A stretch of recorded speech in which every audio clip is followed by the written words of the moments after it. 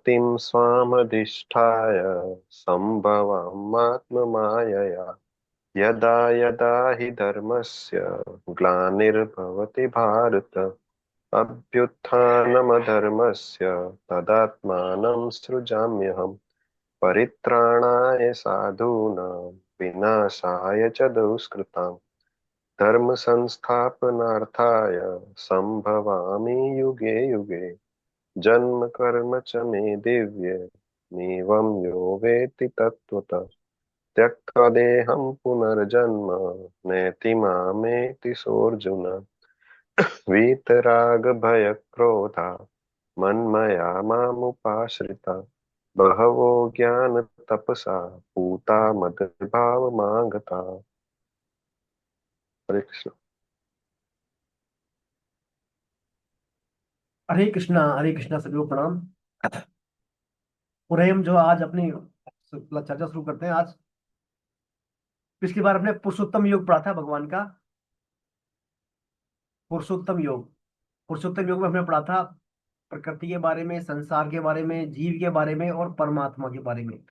और अंत में भगवान ने कहा था जो है, मेरे को क्षर से अतीत, अक्षर से उत्तम और लोकों में मैं पुरुषोत्तम नाम से जाना जाता हूँ। क्षर से अतीत, अक्षर से उत्तम, मैं ही लोक में और वेदों में पुरुषोत्तम के नाम से जाना जाता हूँ। ऐसा भगवान ने यहाँ पर कहा था। तो और जो इसको अध्याय को यानी इस पुरुषोत्तम योग को जो पढ़ जाता है, समझ जाता है ना, जो पुरुषोत्तम योग को समझ जाता है और पढ़ जाता है और मोह रहित होकर भगवान पुरुषोत्तम को जानता है, वह सर्वज्ञ सब प्रकार से मेरी ही सेवा करता है। ऐसा भगवान ने कहा कि ये गोपनीय शास्त्र अर्जुन मेरे द्वारा तेरे लिए कहा गया है, और इसको जानकर सभी मनुष्य जो है ज्ञानवान यानी ज्ञातव्य, प्राप्तव्य और कृतव्य हो जाता है। यानी सब उनको ज्ञान योग, भक्ति योग और कर्म योग उनका हो जाता है। ऐसा भगवान ने पुरुषोत्तम योग में बताया था। तो भगवान ने कहा था क्षर से अतीत और अक्षर से उत्तम, दो बातें बोली थी।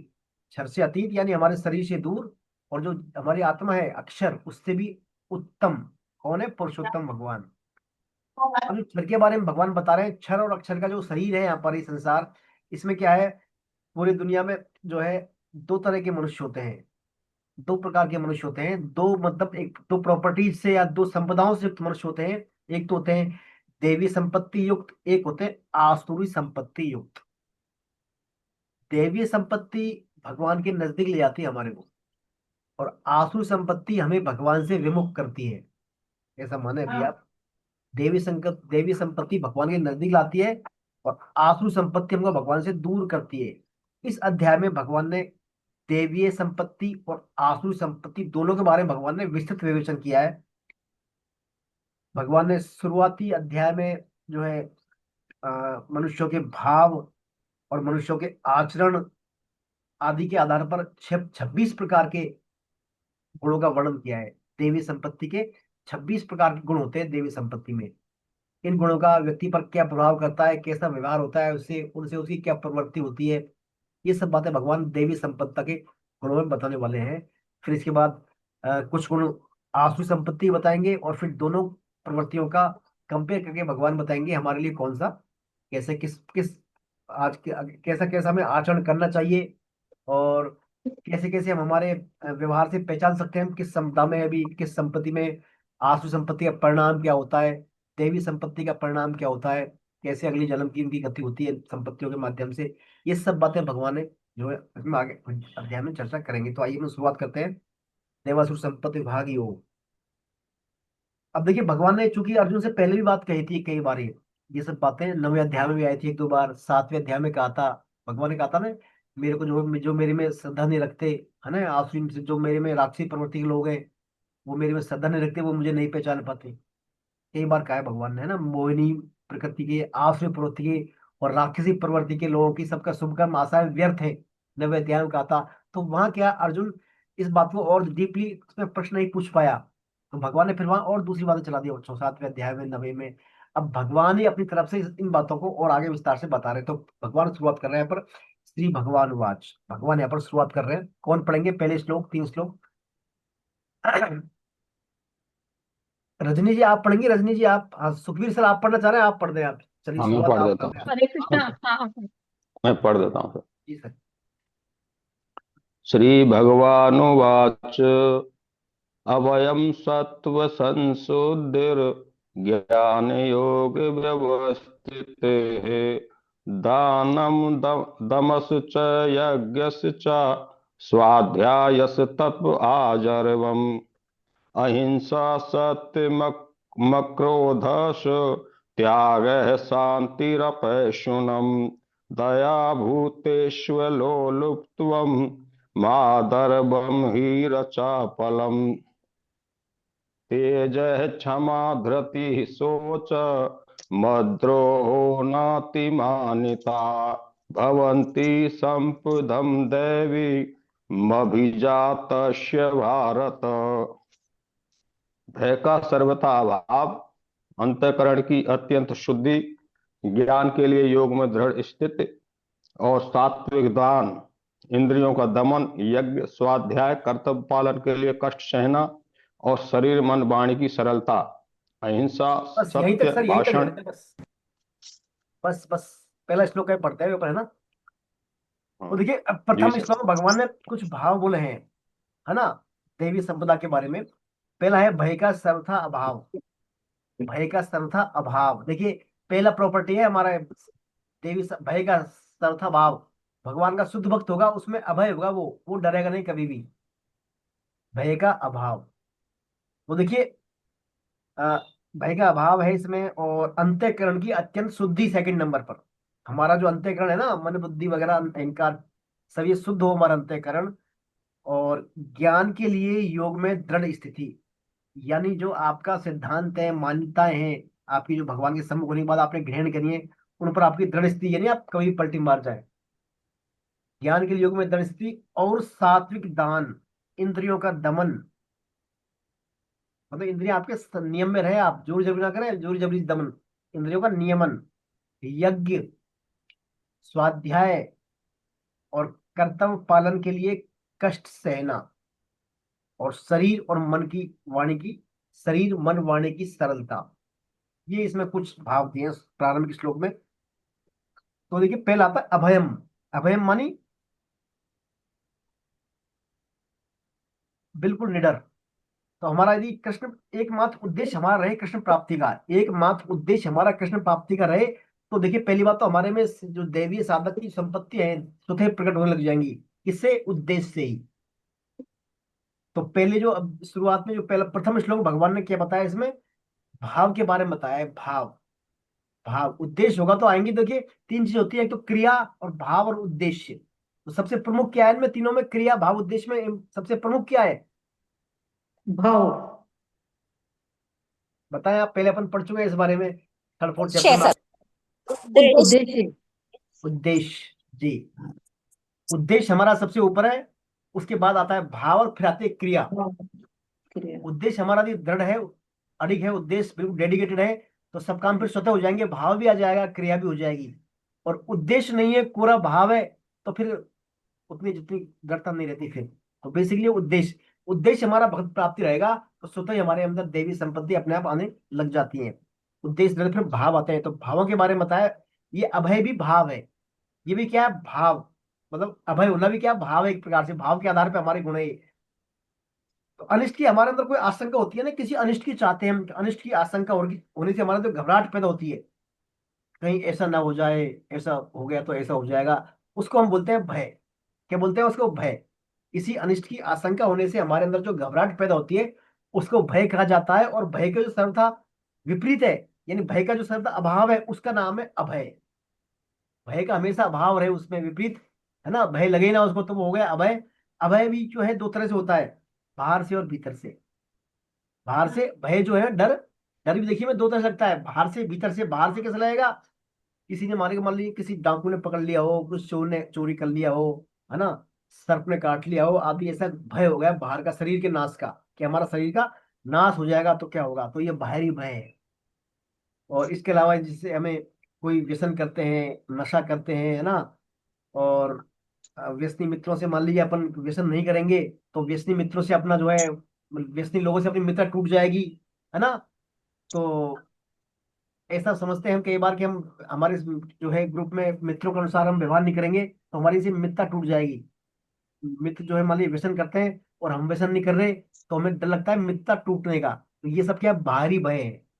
क्या ये सब बाहरी भय है। और एक होता है आंतरिक भय। आंतरिक भय क्या होता है? जब मनुष्य अंदर से, जब मनुष्य पाप कर रहा हो, अनाचार कर रहा हो, अत्याचार कर रहा हो, तब उसमें क्या भीतर से भय पैदा होता है।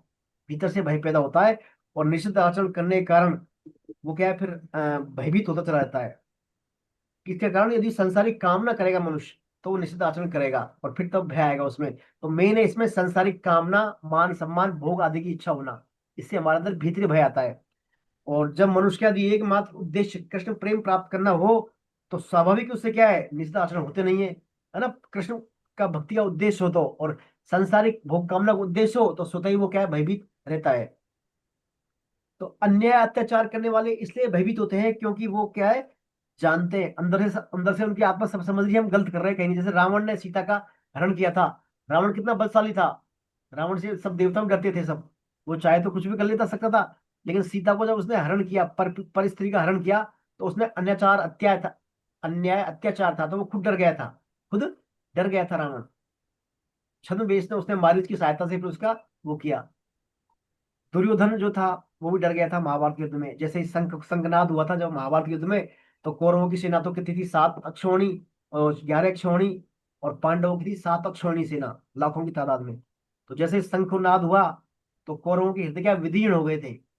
विदीर्ण क्यों हो गए थे? क्योंकि कौरवों ने कहीं ना कहीं अत्याय अनाचार किया था पांडवों के साथ। तो अत्याय अनाचार करने से हमारे अंदर जो अंदर का भय आता है उससे हम भयभीत हो जाते हैं। और ये कब आता है? जब हम सांसारिक सुख समृद्धि चाहते हैं, भोग चाहते हैं, मान बढ़ाई चाहते हैं, तो हमारे अंदर फिर क्या है? निषिद्ध कर्म करते हैं तो उनके फलस्वरूप हमारे अंदर क्या है? भय पैदा हो जाता है। तो बाहर से आता हो चाहे भय से, भय अंदर से आए भय, दोनों ही क्या है? गलत है वो। अभय होने के लिए भगवान कहते हैं बाहर का जो भय यदि हमें निकालना है उसके लिए हम क्या भगवान की आज्ञा का पालन करें, माता पिता की आज्ञा का पालना करें, उनकी अवहेलना ना हो जाए, है ना। हम ये सोचे कि माता पिता भगवान की आज्ञा की अवहेलना ना हो जाए, शास्त्र विरुद्ध हमारे से कोई आचरण ना हो जाए, हमारे कर्तव्य पालन में कहीं प्रमाद ना आ जाए, आलस्य ना आ जाए। तो ये सब क्या है? बाहरी भय नहीं होंगे फिर इससे हम क्या कार्य करते रहेंगे। तो ऐसा करके हम इससे बाहरी और भीतरी भय से बच सकते हैं। भीतरी भय में जैसे हम क्या करें? हमेशा भगवान को अपना माने, भगवान से मैं मेरापन माने। भगवान को अपना मानने पर क्या होगा? फिर हमारा शरीर, संसार, कुटुंब में क्या इतना अपनापन फिर नहीं रहेगा। और ममता नहीं रहने से फिर क्या हमें साधक फिर अभय हो जाएगा फिर, है ना। तो दो बातें हैं, भय से कैसे मुक्ति पा सकते हैं, अभय कैसे हो सकते हैं। पहली बात, हमारे कर्तव्य के प्रति हम समर्पण रहें, जो ड्यूटी जो कर्तव्य उनको करें। और साथ साथ में भगवान से अपनापन रखें, समता और ममता। समता रखें संसार से, ममता रखें भगवान से, तो हम अभय हो सकते हैं। और इसके विपरीत हमने यदि ममता रख ली संसार से, हम करते तो जनरली संसार पे रखते हैं ममता, मैं मेरेपन, तो फिर उससे क्या है? हम भयभीत हो जाते हैं फिर, बाहर भीतर से भयभीत हो जाते हैं। तो पहला आता है अभयम, दूसरा आता है अंतःकरण की शुद्धि। देखिए, संसार से राग रहित हो जाना, संसार से हमारा राग खत्म हो जाए और भगवान से अनुराग हो जाए, है ना, तो ये क्या है? अंतःकरण की शुद्धि है। संसार से राग द्वेष खत्म हो जाए और भगवान से राग हो जाए, तो इसके लिए क्या है हमारा? वही बात आती है, उद्देश्य हमारा दृढ़ होना चाहिए, बहुत प्राप्ति का उद्देश्य दृढ़ होना चाहिए। जितना ज्यादा उद्देश्य दृढ़ होगा उतना हमारा अंतःकरण शुद्ध होगा भगवान के प्रति। तो साधकों को देखिए, साधक जो होते हैं पाप हो जाते हैं हमसे, कोई ना कोई पाप होते रहते हैं, तो हम पूरी तरह जो है हमारे सभी जो है कर्म पूरी तरह निर्दोष नहीं होते, कहीं ना कहीं में मिश्र कर्म रहते हैं। तो पाप, तो साधकों को पाप नष्ट करने के लिए प्रायश्चित की आवश्यकता नहीं होती। उसे चाहिए कि वे अपने साधन में और उसमें अपने स्वाध्याय में, साधन में तत्परता पूर्वक, उत्साह पूर्वक लगा रहे वो साधक। तो उससे क्या है? कोई फिर पाप भी नहीं होंगे फिर, उत्साह की प्रति दृढ़ रहेगा तो। और यदि कोई हो भी रहेंगे तो उसको लगेंगे नहीं पाप फिर वो, ऐसा शास्त्रों में आता है। तो जब तक साधक की यह भावना होती है कि मेरा भजन का जो है अलग डिपार्टमेंट है और भजन ध्यान का अलग डिपार्टमेंट है और धंधा करने का डिपार्टमेंट अलग है, तो फिर क्या है? वो झूठ बेईमानी का सहारा लेगा, वो झूठ बेईमानी का सहारा लेगा ही, वो उसका अंतरण शुद्ध होगा नहीं।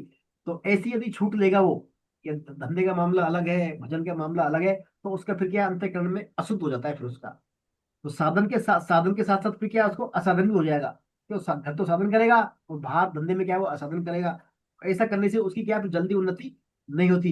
इसलिए साधक को क्या है? सदा सावधानी रखनी चाहिए कि मेरे से कभी भी पाप ना हो जाए, जो भी काम करूँ भगवान का माने करे उसको। तो साधन जो क्या है, साधक भूल से किए अपने बुरे कर्मों को के लिए अपने को दोषी नहीं माने वो, है ना, अपने को दोषी मानकर वो क्या कर लेता है, वो अंतर्गत को शुद्ध कर लेता है। उस अशुद्धि को मिटाने के लिए साधक को दृढ़व्रत करना चाहिए कि मैं यदि भूल से जो हो गया अब भविष्य में कभी मैं बुरे कर्म नहीं करूंगा। ऐसा एक बार दृढ़ निश्चय कर ले वो, तो अपने प्रार्थना 9वें अध्याय में जिसने दृढ़ निश्चय कर लिया, चाहे कितने से बुरे बुरे पाप कर्म हो, वो क्या है, महात्मा के समान माना जाता है फिर। दृढ़ निश्चय अब तक हो गया जो हो गया, अब से आगे मैं नहीं करूंगा। तो इस प्रकार क्या है, साधक भूल से जो है अपना भूल से मिटाकर अपने आप को भगवान के सम्मुख होकर अपने अंतःकरण में सिद्धि में सहायक बन सकता है साधक दृढ़ निश्चय के द्वारा। तो मेन आता है उद्देश्य में दृढ़ तक आ जाए उसके में, तो स्वतः ही वो क्या है, भगवान के सम्मुख होता चला जाएगा। तीसरा आता है इसमें ज्ञान के लिए योग में दृढ़ स्थिति। ज्ञान के लिए योग में दृढ़ स्थिति, देखिए ज्ञान क्या है, ईश्वर का बोध होना ही ज्ञान सर ये है। अंतःकरण में कौन कौन से वो आते हैं सर?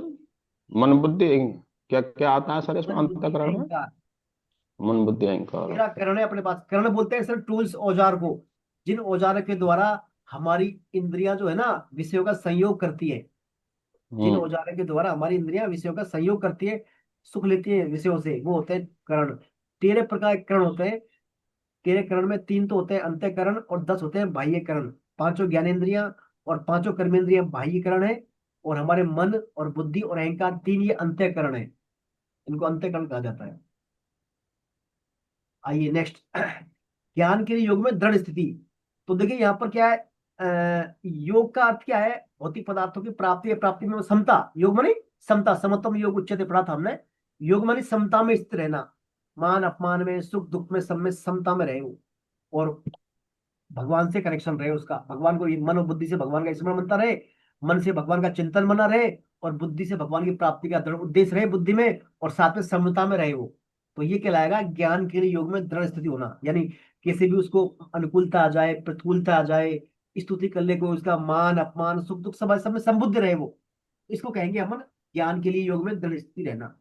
तो अभयम हो गया, अभयम हो गया बाहर भीतर से भय रहित हो गए, अंतःकरण की शुद्धि हो गई, ज्ञान के लिए योग में स्थिति हो गई। फिर आता है दानम दमश्च यज्ञ स्तप स्वाध्याय स्तप आर्जव। दान, दम, यज्ञ, स्वाध्याय और आर्जव तप। दान देखिए, दान मानी हम किसी को डोनेशन करना, डोनेट देना, दान करना। अपनी वस्तुओं को हम जो है पात्रता के आधार पे लोक काल परिस्थिति आदि विचार करके दूसरों को वितरण कर दें हम, तो वो दान कहलाता है। दान भी कई तरह के होते हैं। भूमि का दान कर दिया हमने, मान लीजिए गौ का दान कर दिया, स्वर्ण का दान कर दिया, वस्त्र का दान कर दिया, अन्न का दान कर दिया, ऐसे, है ना। अन्नदान को भी काफी महत्व मानता है, लेकिन सबसे श्रेष्ठ दान है क्या, अभय दान। हाँ। आपका प्रश्न भी आता है एग्जाम कई बार, सबसे श्रेष्ठ दान कौन सा है, अभय दान। अभय दान जैसे मान लीजिए 2 प्रकार से होता है। दूसरे को संसार की आपद से हम या भयभीत करने वाली परिस्थिति से अपनी सामर्थ्य के अनुसार उसको भयभीत कर दे, उसको आश्वासन दे दे, तो ये क्या अभय दान उसके शरीर आदि सांसारिक पदार्थों को लेकर है। भाई आपको कोई किसी का भय हो, किसी का शत्रु का भय हो, है ना, या किसी कोई आफत आने वाली हो आप पर, तो वैसा उससे हम उसको अभय कर दें। दूसरा है संसार में फंसे हुए मनुष्य को जन्म मरण से छुड़ाने के लिए हम जो है नाना प्रकार के भगवत संबंधी उपाय बताए उसको, है ना। इस अभयदान से भगवान बहुत प्रसन्न होते हैं। अभयदान से कौन से जो संसारिक लोगों को, मेन क्या है, समस्या है हमारी 4 समस्या जो है ना, जन्म मृत्यु जरा व्याधि, इन समस्याओं से मुक्ति दिलवा दें उसको, तो ये सबसे बड़ा अभयदान हो गया, यानी उसको भगवान के नाम में लगा दें हम। तो इससे अब इस प्रकार के भगवान नाम में लगाने के अभयदान से भगवान बड़े प्रसन्न होते हैं। ये सर्वश्रेष्ठ अभयदान है।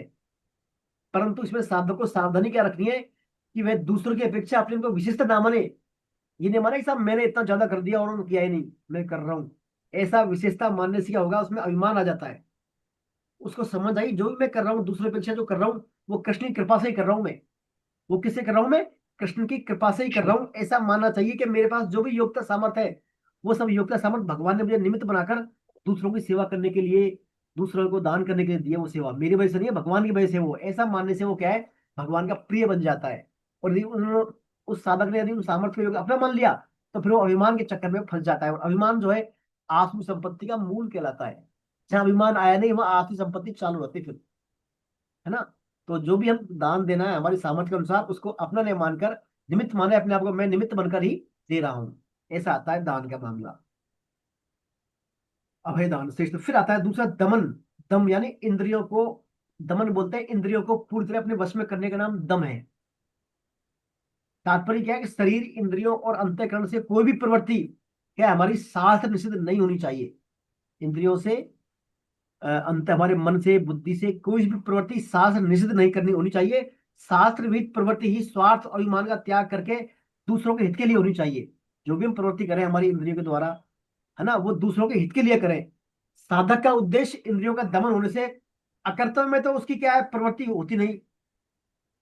जो नहीं करना चाहिए ना उसमें तो प्रवृत्ति होती नहीं है, और कर्तव्य में स्वाभाविक प्रवृत्ति होती है उसकी। जो ड्यूटीज है उनको स्वतः ही करता है वो। तो उसमें क्या होगा, स्वार्थ, अभिमान, आसक्ति आदि दोष नहीं रहेंगे फिर। यदि किसी कार्यवश, किसी में यदि कार्य में स्वार्थ भी आ जाए तो वह उसका दमन करता चला जाता है फिर, है ना, जिससे उसकी शुद्धि होती जाती है साधक की। तो आगे चलकर यह क्या है, इंद्रिय संयम उसका सिद्ध होता है। देखिए अपन ने तीसरे अध्याय में पढ़ा था, यदि हम हठपूर्वक हमारी इंद्रियों को रोकें, हठपूर्वक, है ना, और तो क्या होगा, फिर हम मिथ्याचार कहलाएंगे फिर। हम जो जो मिथ्याचारी, हमारे मिथ्याचारी। इंद्रियों का राग बना हुआ है ना, तो यानी मतलब हमारे इच्छा का राग खत्म हो जाए। इंद्रियों के विषयों की सुख की जो इच्छा है ना, वो उनका इच्छा ही खत्म हो जाए। यानी आपको मान लीजिए स्वीट्स की इच्छा हो रही है और आपने दमन कर रखा है, जो इस टेस्ट का नहीं खाना, अंदर अंदर ले रहे हैं, तो वो फिर इंद्रियों का दमन नहीं कहलाएगा, है ना। भीतर से इच्छा का त्याग करते हैं आप, तो वो है इंद्रियों का दमन। इंद्रियों का दमन होना चाहिए। देखिए वो भी हमारे भक्ति में देवी संप्रदाय, यदि आपकी इंद्रियां बस में, कहा जाता है पांचों इंद्रियों में जिब्या है ना, जिब्या सबसे महत्वपूर्ण है। जिब्या आपके बस में हो गई तो और सब इंद्रियां बस में आती है, स्वतः ही सब बस में आ जाएंगे एक लाइन में सब। तो आपकी जिब्या का उपयोग जो आता है, दो तरह से उपयोग होता है, बोलने में और भगवान का प्रसाद ग्रहण करने में। तो ग्रहण करें इसको, भगवान को ऑफर किया हो प्रसाद, और बोले भगवत संबंधी वाणी, फालतू गपशप दुनियादारी में न लगाए इसका जिब्या को। तो जिब्या स्वतः ही उससे संयमित होती चली जाती है। और जैसे ही जिब्या संयमित होती है और इंद्रिया भी अपने आप में स्वतः ही लाइन में आ जाती है। इसके बाद आता है यज्ञ। यज्ञ, यज्ञ किसको बोलते हैं? अपन गीता के अनुसार यज्ञ से क्या तात्पर्य है, बताइए आप, कोई बोले यज्ञ से क्या तात्पर्य है? स्वधर्मी है सर। क्या सर? सर अपने स्वधर्म, कर्तव्य का कर्तव्य पालन, निस्वार्थ भाव से कर्तव्य, पालन करना। एक्चुअली कर्तव्य पालन, देखिए कर्तव्य पालन, कर्तव्य निस्वार्थ पालन। भाव से। कर्तव्य पालन यानी हमारे जो भगवत गीता की दृष्टि है, स्वार्थ और अभिमान का त्याग करके, हम स्वार्थ का त्याग कर दें और अभिमान का त्याग करके वर्णाश्रम के अनुसार जो हमारे धर्म कर्म है उनको हम दूसरों की भावना से या कृष्ण को प्रश्न करने की भावना से काम करें, वो है यज्ञ। यानी अपने कर्तव्य का पालन हम बिना फल इच्छा के और बिना कर्तव्य अभिमान के करें, वो है यज्ञ। तो यज्ञ करें तो लौकिक और शारीरिक क्रिया भी हम कृष्ण की प्रसन्नता के लिए की जाए तो वे भी यज्ञ हो जाएंगी। देखिए शारीरिक क्रियाएं, हम जैसे नहाते हैं, भोजन करते हैं, है ना, जो भी इधर उधर जाते करते हैं, उन सबको भी हम यदि भगवान की मान कर करें कि भाई भगवान का दिया शरीर है तो इसकी सेवा कर रहे हैं भगवान के लिए, ताकि इसको हम जो ज्यादा से ज्यादा भगवान की सेवा में सही करें, स्वस्थ रख रहे हैं इसको भगवान की सेवा के लिए। तो जो भी हम एक्टिविटी करेंगे वो सब भगवान का, भगवत प्रीत्यर्थ हो जाएगी वो सब काम हमारे, वो सब क्या यज्ञ हो जाएगा वो, है ना। ऐसे ही माता पिता, आचार्य आदि की जिनकी हम आज्ञा मान रहे हैं, उनकी सेवा करें, वो भी यज्ञ कहलाएगा। वो सब क्या है, यज्ञ। तो यज्ञ भी हो उनका एक देवी संपदा है, यानी अपने कर्तव्य का पालन करें अपन। दूसरा था स्वाध्याय। स्वाध्याय यानी स्वयं, स्वयं का अध्ययन, अपने स्वयं मनन करें, आप मेरे में क्या कमी है, क्या मेरे को करना चाहिए, क्या गलत कर रहा हूँ मैं, क्या सही कर रहा हूँ, अपने आप का विश्लेषण करें हम, है ना। तो अपने जैसे हम लक्ष्य होता है, लक्ष्य प्राप्ति के लिए भगवान नाम कर रहे हैं, भगवत गीता पढ़ रहे हैं, जाप कर रहे हैं, पठन पाठन कर रहे हैं, सब क्या स्वाध्याय है, अपने उद्देश्य की प्राप्ति के लिए, यानी अपने कल्याण के लिए जो हम कर रहे हैं, स्वयं के कल्याण के लिए, वो सब क्या है, स्वाध्याय है। तो वास्तव में देखिए अपनी वृत्तियों का, अपनी स्थिति का ठीक तरह अध्ययन कर लें हम, कि मेरे अंदर कौन कौन सी अच्छी प्रवृत्तियां हैं, कौन कौन सी बुरी प्रवृत्तियों को मैं त्याग करना है मेरे को, इनका हम ठीक से कर लें, तो ये स्वाध्याय है। इससे साधक अपनी वृत्तियों को अपनी स्थिति से कसौटी मतलब नहीं करनी पड़ती उसको। साधक को अपनी वृत्तियों से अपनी स्थिति की कसौटी नहीं करनी लानी पड़ती। कारण की वृत्तियां तो आती जाती रहती हैं, वृत्तियां तो क्या है, संकल्प विकल्प से आती जाती रहती है। पर स्वाभाविक बात आती है, हम अपनी इन वृत्तियों में उलझे ना, हम इन वृत्तियों में उलझे नहीं। तो यदि अंतःकरण और वृत्तियों को अपना नहीं माने, हम इन वृत्ति आने जाने वाले संकल्प विकल्प को अपना नहीं माने, तो ये बहुत शीघ्रता से फिर तब से दूर चली जाती है। चिपकाना इनसे, हमारे मन में आती है ना स्फूर्णाएं, भिन्न भिन्न तरह के संकल्प विकल्प आ रहे हैं, इनको आने जाने दें, इनसे अपनापन ना करें, इनसे मतलब अपनापन की और चिपके इनसे फिर गड़बड़ हुआ मामला। तो ये अपना आप ही चले जाएंगी। तो इनसे क्या है, हमें हमारा हम चिंतन करते रहे। देखिए हम भगवत गीता पढ़ रहे हैं इतने दिनों से, कई बार, कई तो हमारे बहुत वर्ष साधक है, कई वर्षों से पढ़ रहे हैं, पढ़े आ रहे हैं। हम कभी सोचा है हमने कि इतने दिन से हम भगवत गीता का अध्ययन कर रहे हैं, क्या हमारे आचरण में परिवर्तन आया? कभी सोचते हैं ना, हम विचार करते हैं आया कि नहीं आया? बेशक बिल्कुल आया होगा, है ना, आया होगा। किसी भी स्वाध्याय का कसौटी हम हमारे अपने अनुसार 3 बिंदुओं के माध्यम से परख सकते हैं: श्रवण, मनन और निध्यासन। पहला स्टेप है श्रवण करना। हमने सही श्रवण कर लिया क्या, या पढ़ लिया, सही पढ़ लिया क्या, सही रीड कर लिया, सुन लिया, सही। अब श्रवण करने के बाद क्या, मनन करना। इसको सोचे हम कि क्या बातें हैं ये हमारी लाइफ में कहाँ फिट बैठ रही है, हमारे प्रैक्टिकल लाइफ में कहाँ ये फिट कर रही है, हमारे को बातें कहाँ हमारे काम आ रही है। ठीक है, वो हमने सोच लिया। फिर आता है निध्यासन, उनको अप्लाई करो। भाई वहां परिस्थिति बन रही है, उन बातों को अप्लाई करो आप। तो अप्लाई कर लेंगे उसके बाद निध्यासन। तो निध्यासन होने के बाद हो गया हमारा स्वाध्याय सार्थक है। फिर हमारा स्वाध्याय क्या है, सार्थक है। और अदरवाइज हमारे व्यवहार, हम दूसरा का संसारी कर रहे हैं, गप सप लगे हुए हैं एकदम संसारी बातों में, और गीता पढ़ रहे हैं, फिर कोई मतलब नहीं है इन बातों, है ना। तो स्वाध्याय की कसौटी क्या है, श्रवण मनन और निध्यासन पर उसको परखा जाए, इससे हमारा स्वाध्याय की सार्थकता होती है। तो ये स्वाध्याय वाला मामला। इसके बाद तप, स्वाध्याय तप आर्जवम। तप माने क्या है, देखिए हम जो है सर्दी गर्मी सह रहे हैं, अब सर्दी गर्मी आदि सह रहे हैं, इन सबको क्या है, ये भी तप है, तपस्या है। तो वास्तविक तप क्या होता है, हमारे कर्तव्य पालन में आने वाली बाधाओं को स्वेच्छा पूर्वक सहना। हमारे कर्तव्य पालन में जो बाधाएं आ रही है ना, उनको हम स्वेच्छा पूर्वक सह लें, हंसी खुशी खुशी खुशी, तो वो है तप। वो क्या है, तप। इससे क्या होता है, स्वेच्छापूर्वक सहने से हमारे पुराने पापों का नाश होता है, और हमारे अंदर एक नई ऊर्जा आती है, नई शक्ति आती है हमारे कर्तव्य पालन के प्रति। कर्तव्य पालन के प्रति करने के लिए हमें एक नई शक्ति मिलती है स्वतः ही तपस्या से। जैसे आप एकादशी का व्रत कर रहे हैं, आप सुबह जल्दी उठ रहे हैं सर्दियों में 4 बजे ब्रह्म मुहूर्त में, ये सब क्या है, तपस्या तो है ये। तप है, स्वेच्छा। आपको कौन कोई जोर थोड़ी कराएगा, आप उठिए साहब, लेकिन आप स्वेच्छा से उठ रहे हैं सुबह जल्दी, स्वेच्छा से भूखा भर के व्रत कर रहे हैं, आप उपवास कर रहे हैं, ये सब तपस्या है। इस तपस्या करने से क्या हमारे जो है पुराने पापों का नाश होता है, और हमें हमारे कर्तव्य पालन के लिए नई शक्ति मिलती है तपस्या से। तपस्या भी हमें चाहे करनी चाहिए, चाहे वाणी की तपस्या हो, चाहे शरीर की तपस्या हो, चाहे हमारे कर्मों की तपस्या हो। कई प्रकार की तपस्या होती है ना। वाणी को हम संयम दें, मन करता है जो बोल दिया, जो आ रहा है, जब वाणी का वेग आ रहा है ना, निकाल दिया उस वेग को, तो वहां भी हमें क्या संयम रखना चाहिए।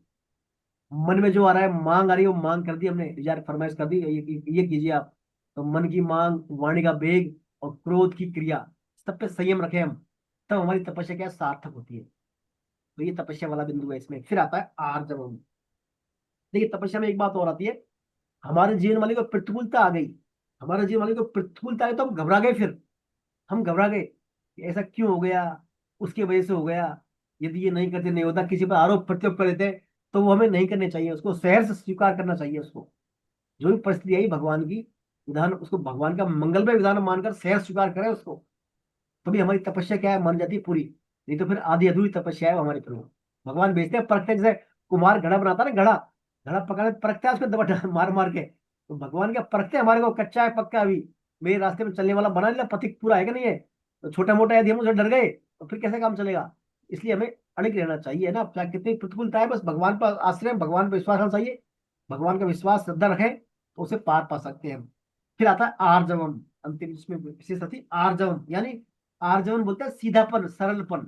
सरलता होनी चाहिए हमारी वाणी में, सरलता होनी चाहिए हमारे व्यक्तित्व में, सरलता होनी चाहिए, है ना। यानी कई करते दिखावटी करते हैं, दिखावट, बड़े बड़े मतलब लच्छेदार भाषा बोलते हैं, साहित्यिक भाषा बोलते हैं, ताकि दूसरा घूम जाए एक बार, साहब बड़े इनका तो लेवल बहुत हाई है, इनका तो विद्वान है, ऐसा मतलब हमारे मतलब में नहीं होना चाहिए। यानी हमारी बातें जो है, अंतिम से अंतिम पंक्ति का व्यक्ति वो भी समझ जाए बातों को, हमारी को हम क्या कहना चाह रहे हैं, हमारी बातों को अपने पर समझ जाए वो, ऐसा हमारा वाणी की सरलता होना चाहिए। हमारे व्यक्तित्व जो है सरल होना चाहिए। व्यक्तित्व भी क्या है, सरल होना चाहिए। बोलचाल, हमारा स्वभाव में सरलता होनी चाहिए, स्वभाव में टेढ़ापन नहीं होना चाहिए। किसी को हम कुछ हमसे कोई इसने पूछा और हमने उसको बता दिया कि आपने क्या कर दिया, हमको आपने ऐसा समझ लिया क्या, हमको वो समझ लिया क्या, ऐसा हमारे क्या है, टेढ़ापन नहीं होना चाहिए व्यवहार में, है ना। तो वाणी में, शरीर में, मन में, सब में क्या है, सीधापन होना चाहिए। इस सीधापन से क्या है, पहली बात तो इससे क्या, हम यथार्थ में रहेंगे, हम यथार्थ में रहेंगे, यथार्थ में रहेंगे। कई गलत दिखावे के लिए करते हैं ना, तब दिखाने के लिए दिखावा नहीं रहेगा। जैसे दिखावा आएगा उससे क्या, साधक का फिर लॉस होना शुरू होता है। दिखावा आते ही साधक का जो क्या है, लॉस होना शुरू हो जाता है। तो दिखावा नहीं करना है हमारे को, हमारे को कभी भी दिखावा नहीं करना है। तो ये इसमें बात आती है पहले श्लोक में आर्जवम तक की। दूसरा मैंने आपको एक बताया था, ज्ञान योग व्यवस्थिति, यानी ज्ञान योग में स्थित रहना। कभी भी आपके जीवन में प्रतिकूलता आ जाए, मान लीजिए कोई प्रतिकूलता आते, सबसे पहले क्या करते हैं, हमारे जब को छोड़ देते हैं हम, यार तो माला बाद में करेंगे भैया, पूजा पाठ बाद में करेंगे, पहले ये काम करो यार, है ना, छोड़ देते हैं ना। तो वो ज्ञान योग व्यवस्थित, ज्ञान योग में स्थित होना नहीं है वो। इसमें सिर्फ श्रेष्ठ उदाहरण आता है हरिदास ठाकुर जी का। वेस्ट बंगाल में हरिदास ठाकुर थे, नदिया ग्राम के पास, चैतन्य महाप्रभु के जो वहाँ हुआ थे उनके पास। हरिदास ठाकुर जो है बड़े भगवान के भक्त थे, वो नाम जापक थे। उनका नाम था नामाचार्य श्री हरिदास ठाकुर। प्रतिदिन 3 लाख जप करते थे वो हरिदास ठाकुर। 3 लाख जप करते भगवान का। 3 लाख जप करने के बाद ही प्रसाद ग्रहण करते थे वो। एक बार वहां का जमींदार थे उस गांव के, श्री रामचंद्र नाम था उनका। जमींदार को क्या, उनसे ज्वेलसी हो गई कि यार ये तो इनका दिन पर दिन ख्याति हो रही है इनकी तो, है ना, और इनके पास और बहुत लोग आने लग गए, है ना, इनका नेम फेम हो रहा है, और मैं जमींदार हूँ, मेरे को नहीं पूछ रहा, हरिदास ठाकुर की वाइवे हो रही है। उन्होंने क्या, एक जो यहाँ पर एक वेश्या को हायर किया उन्होंने वहां से, और वेश्या को एक समझाया, भाई आपको हरिदास ठाकुर के पास जाना है। जैसे आजकल होते हैं ना, अपन करते हैं, अपन क्या करते हैं, ऑपरेशन करते हैं, ऑपरेशन कर दिया सब कोई, उसमें उसको फंसा लेते हैं अपन, करते हैं ना ऑपरेशन करते हैं, कोई किसी को पत्रकार वाले जाते हैं, किसी को ऑफर कर दिया, पैसे फंसा लिया उसको, स्टिंग स्टिंग ऑपरेशन। ऑपरेशन होता है, स्टिंग ऑपरेशन, है ना। तो स्टिंग ऑपरेशन टाइप हाँ, उन्होंने स्टिंग वैश्या को ऑपरेशन। भेजा उन्होंने, भाई जाओ इसके पास, इसको तो फांस लो आप। तो वो श्रृंगार करके जाना, है ना, और बैठने के पास ऐसी ऐसी बातें करना, ये उलझ जाए, आप बातों में आ जाए ना, और आपके उसमें भेजा है बातों में। तो उन्होंने उसको, एक रूपपति नाम की वेश्या थी, उसको रूपपति नाम की वेश्या को भेजा। तो वो ठाकुर जी वहाँ क्या, तुलसी गमले के पास आंगन में बैठ के अपने वहाँ, वो हरिदास ठाकुर साहब अपना कर रहे थे, भजन कर रहे थे वहाँ। तो वो गई बैठी वहां पर। तो उन्होंने जाते ही इशारा किया, भाई मैं आपसे मिलने आई हूँ। उन्होंने कहा रुकिए आप, मैं मेरा भजन पूरा कर लेता हूँ, पहले जब पूरा कर लेता हूँ मैं ना। तो लगे रहे वो जब पूरा करने। तो वो बैठी रही, काफी देर हो गई उसको, तो बैठे बैठे उबासी आने लगी उसको, रूपपति को उबासी आने लगी, सुस्त हो गई वो। सुबह शाम हो गई, तो उसने कहा आप आज तो चलते हैं, आप कल कल कल करेंगे, आज थक गए अपन, चलो कल। वहां से आ गई वो। दूसरे दिन फिर गई वो। तो वहां तो वही उनका चल रहा था, हरिदास ठाकुर जी अब वही भजन बोलो, ठीक है मैं मेरा भजन पूरा कर लूँ फिर आपसे मैं बात करूंगा। चलता रहा उनका भजन, तो उनका पूरा मेकअप वेकअप सब खराब हो गया गर्मी से, उनका पसीने में बैठी बैठी वो तो बोर हो गई वहाँ। फिर वो आ गई। फिर उन्होंने उससे कहा, रामचंद्र से कहा, भैया 2 बार जाई मैं वहां, तो वो देखता नहीं, वो तो लगाया, मैं जब पूरा कर लूंगा, जब बात करूंगा। वो नहीं, इस बार फिर तुम जाओ और अच्छे से श्रृंगार करके, अच्छे भाव महिमा ऐसी करना वहां पर, ताकि वो अट्रैक्ट हो जाए ये तरफ। तो वो तीसरे दिन फिर गई वहां पर वो। तो भी क्या, वापस आ हरिदास गए। ठाकुर ने देखा नहीं उनकी तरफ बिल्कुल। वो तो ठीक है बैठिए, मेरा भजन करके आप बात करेंगे, आपसे प्रणाम किया पहले तो उनको बात करूंगा। तो 3 दिन तक उन्होंने लगातार हरिदास ठाकुर को सुना, भजन उनका, नाम संकीर्तन सुनते रही। सुनते सुनते सुनते उनका ऐसा प्रभाव आ गया, उन्होंने सब कुछ जो था, अपना जो इंटेंशन था वहां आने का, उनको छोड़ के उनको दंडवत प्रणाम किया उन्होंने हरिदास ठाकुर को, महाराज मेरे से माफ करना, मैं आपको समझ नहीं पाई, और जमींदार के बहकावे में मैं आपको क्या पथ भ्रमित करने के लिए मैं आई थी, मेरा उद्देश्य और ही कुछ था, मुझे माफ करें आप। तो उनका क्या, हृदय शुद्ध हो गया भगवान नाम से, उसका पति का भी हृदय शुद्ध हो गया। तो ये भगवान नाम का चमत्कार होता है। तो देखिए, ये ना ज्ञान और योग स्थिति, यानी ज्ञान योग में स्थित रहना। तो ये हरदास ठाकुर ने अपना कितना अच्छा, मान लिया अनुकूलता आई, कंचन कामनी आई, तो भी अपना उस नियम को नहीं तोड़ा, लगे रहे वो अपने, है ना। तो ज्ञान के लिए योग में स्थित होना, ये कंसेप्ट है इसका। तो हमें भी क्या है, कितनी जीवन में चाहे अनुकूलता आ जाए, कितना अच्छे से हर्ष आ जाए, शोक आ जाए, प्रतिकूलता आ जाए, जो हमारा प्रोसीजर है, जो हमारी मान्यता है, सिद्धांत है, उनसे कभी विचलित नहीं होना चाहिए। ये इसमें बात आती है। आइए अब चलते हैं अगले श्लोक में, चलते हैं। अगला जो श्लोक है, दूसरा श्लोक जो था, अहिंसा सत्यम क्रोध त्याग शांति कुशलम दया भूति लोकोत्तम मार्दव ही चापलम। मार्दव ही चापलम, यानी इसमें भी कुछ बातें आती है, देखिए भाव के आधार पे थी पहले, ये आचरण के आधार पे है। अहिंसा, सत्य भाषण, क्रोध न करना, संसार की कामना का त्याग, अंतःकरण में राग द्वेष जनित हलचल का न होना, चुगली न करना, प्राणियों पर दया करना, सांसारिक विषयों में न ललचाना, अंतःकरण की कोमलता, कर्तव्य एकर्तव्य करने में लज्जा, और चपलता का भाव, ये इसमें बातें हैं। अहिंसा, देखिए अहिंसा है पहला, अहिंसा यानी हिंसा का अपोजिट अहिंसा। किसी को शरीर मन वाणी से नुकसान पहुंचाने का भाव हो, वो हिंसा हो जाता है। और शरीर मन वाणी से द्वारा किसी को भी किसी प्रकार अनिष्ट ना करना, ना चाहना, ये क्या, अहिंसा है। अहिंसा तो वास्तव में सर्वथा अहिंसा तब होती है जब मनुष्य क्या, भगवान की तरफ चलता है, यानी जब भगवान कृष्ण की तरफ मनुष्य चलता है और राग पूर्वक भोग का सेवन करने वाला हो, तो वो क्या करेगा, वास्तव में पदार्थों का नाश ही करेगा वो। राग ही, जो संसार में जिसका राग है, तो पदार्थों का नाश कर रहा है, वो समय का नाश कर रहा है, और सर्वथा अहिंसक वो हो नहीं सकता।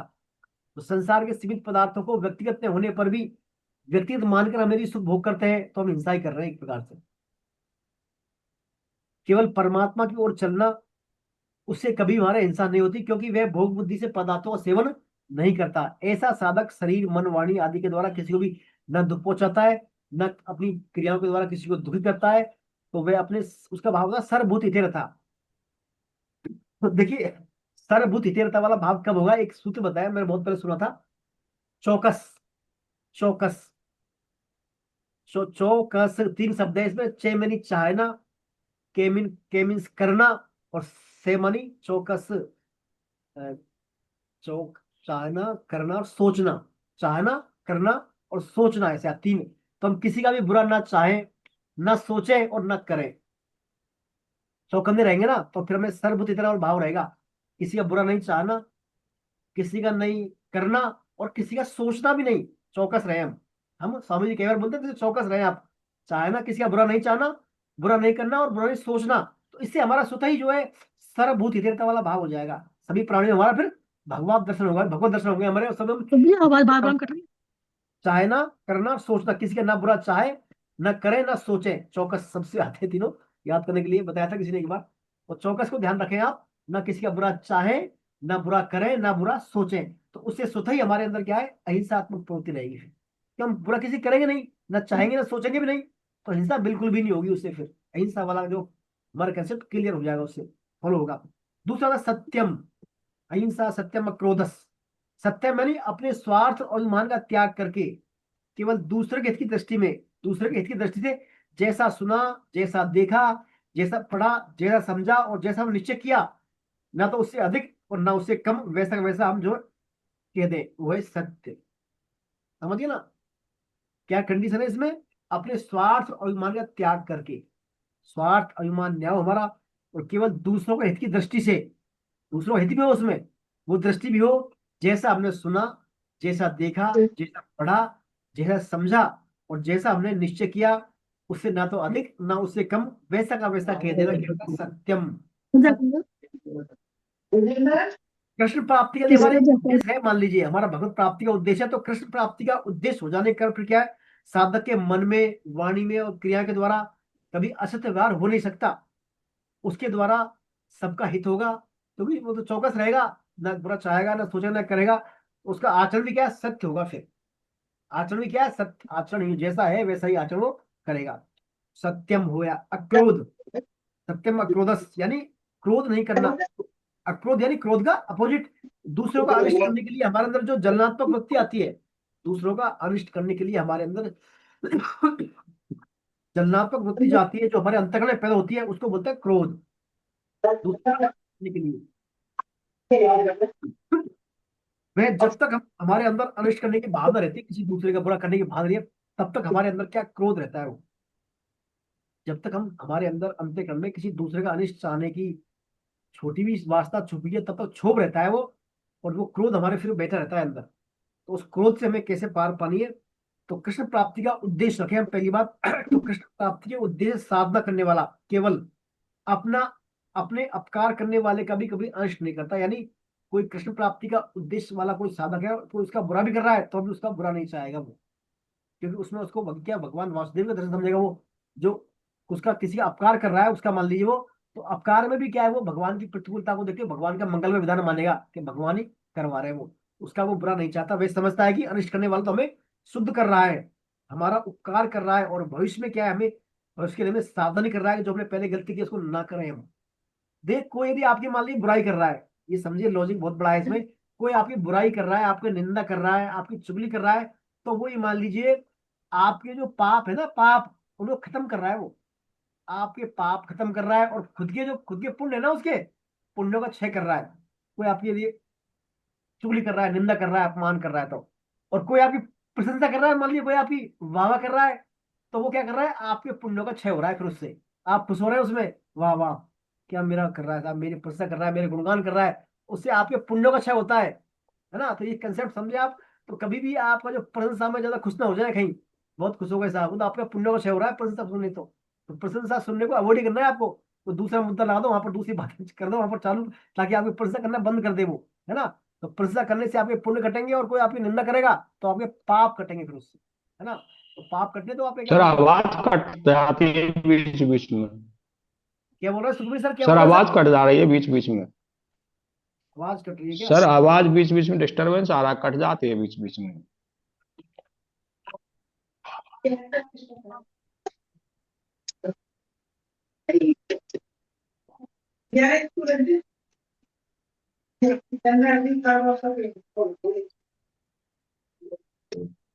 चलिए अभी अभी निकली है।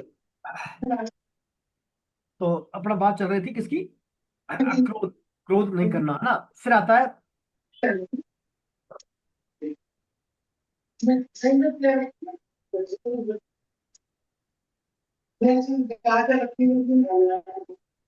आचार्य आपकी आवाज आ रही, पीछे किसी और की आवाज आ रही है। मिथिलेश मुदगल जी की आ रही होगी आवाज, ये बोल रही है बार बार। अभी आ रही है आवाज मेरी आपको सही? हाँ आपकी आवाज अब आ रही है। तभी अपने आप को म्यूट रखे है ना।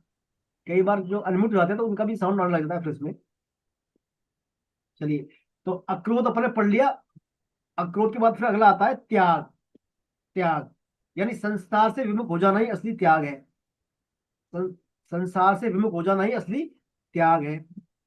बाहर से तो हम क्या है, पाप अनाचार अन्याय और इनका त्याग कर दें, पाप कर्म ना करें, ना अत्याचार करें, ना अनाचार करें, और अंदर से क्या है, हम भौतिक जो नाशवान वस्तु है उनकी कामना का त्याग कर दें, नाशवान पदार्थों में राग का त्याग कर दें। तो ये क्या श्रेष्ठ त्याग है। बाहर से कर्मों का त्याग, बुरे कर्मों का त्याग, अंदर से सांसारिक सुख की इच्छाओं का त्याग। और जब साधक का एकमात्र उद्देश्य भगवत प्राप्ति हो जाता है तो ये त्याग भी स्वतः ही होता चला जाता है। फिर त्याग के बाद आता है शांति। शांति किसको बोलते हैं? अंतःकरण में हमारे में यदि हमारे मन बुद्धि में कोई राग द्वेष जनित हलचल हो रही हो, है ना, तो हम शांत नहीं है इसका मतलब। और हलचल नहीं है बिल्कुल, कोई अंतःकरण शांत है तो शांत है हम। तो अंतःकरण में किसी प्रकार की राग द्वेष जनित हलचल का न होना क्या है? शांति है। इससे अंतःकरण हमारा प्रसन्न रहता है। साधक में जब कभी राग द्वेष पैदा होता है तो वह सावधान हो जाता है कि राग द्वेष करना मेरा उद्देश्य नहीं है। फिर विचार से ऐसा विचार करता है वो कि राग द्वेष करना मेरा उद्देश्य नहीं है, तो उसकी शांति हो जाता है, फिर शांत हो जाता है, वो शांति आती है दिमाग में। हमने पढ़ा था, थर्ड चैप्टर में पढ़ा था, हमारी जो इंद्रियां हैं, ये राग द्वेष कहाँ रहते हैं? हमारी इंद्रियों में। इंद्रियों में रहते हैं राग द्वेष, मन बुद्धि में, इंद्रियों में राग द्वेष रहते हैं हमारी में। तो जब हमारे अंदर राग द्वेष का भाव आए तो हमें ये विचार करना है कि राग द्वेष तो मेरे में ही नहीं, मेरे मूल स्वरूप में नहीं है, ये तो भाई भारी उसमें है, शरीर में है, मेरे उनमें नहीं फंसता है। ऐसा भावना करे वो, तो फिर राग द्वेष में वो नहीं बैठ सकता। राग द्वेष हो गया। अहिंसा सत्यम अक्रोध त्याग शांति अपेशुनम। अब आता है अपेशुनम, यानी चुगली नहीं करना।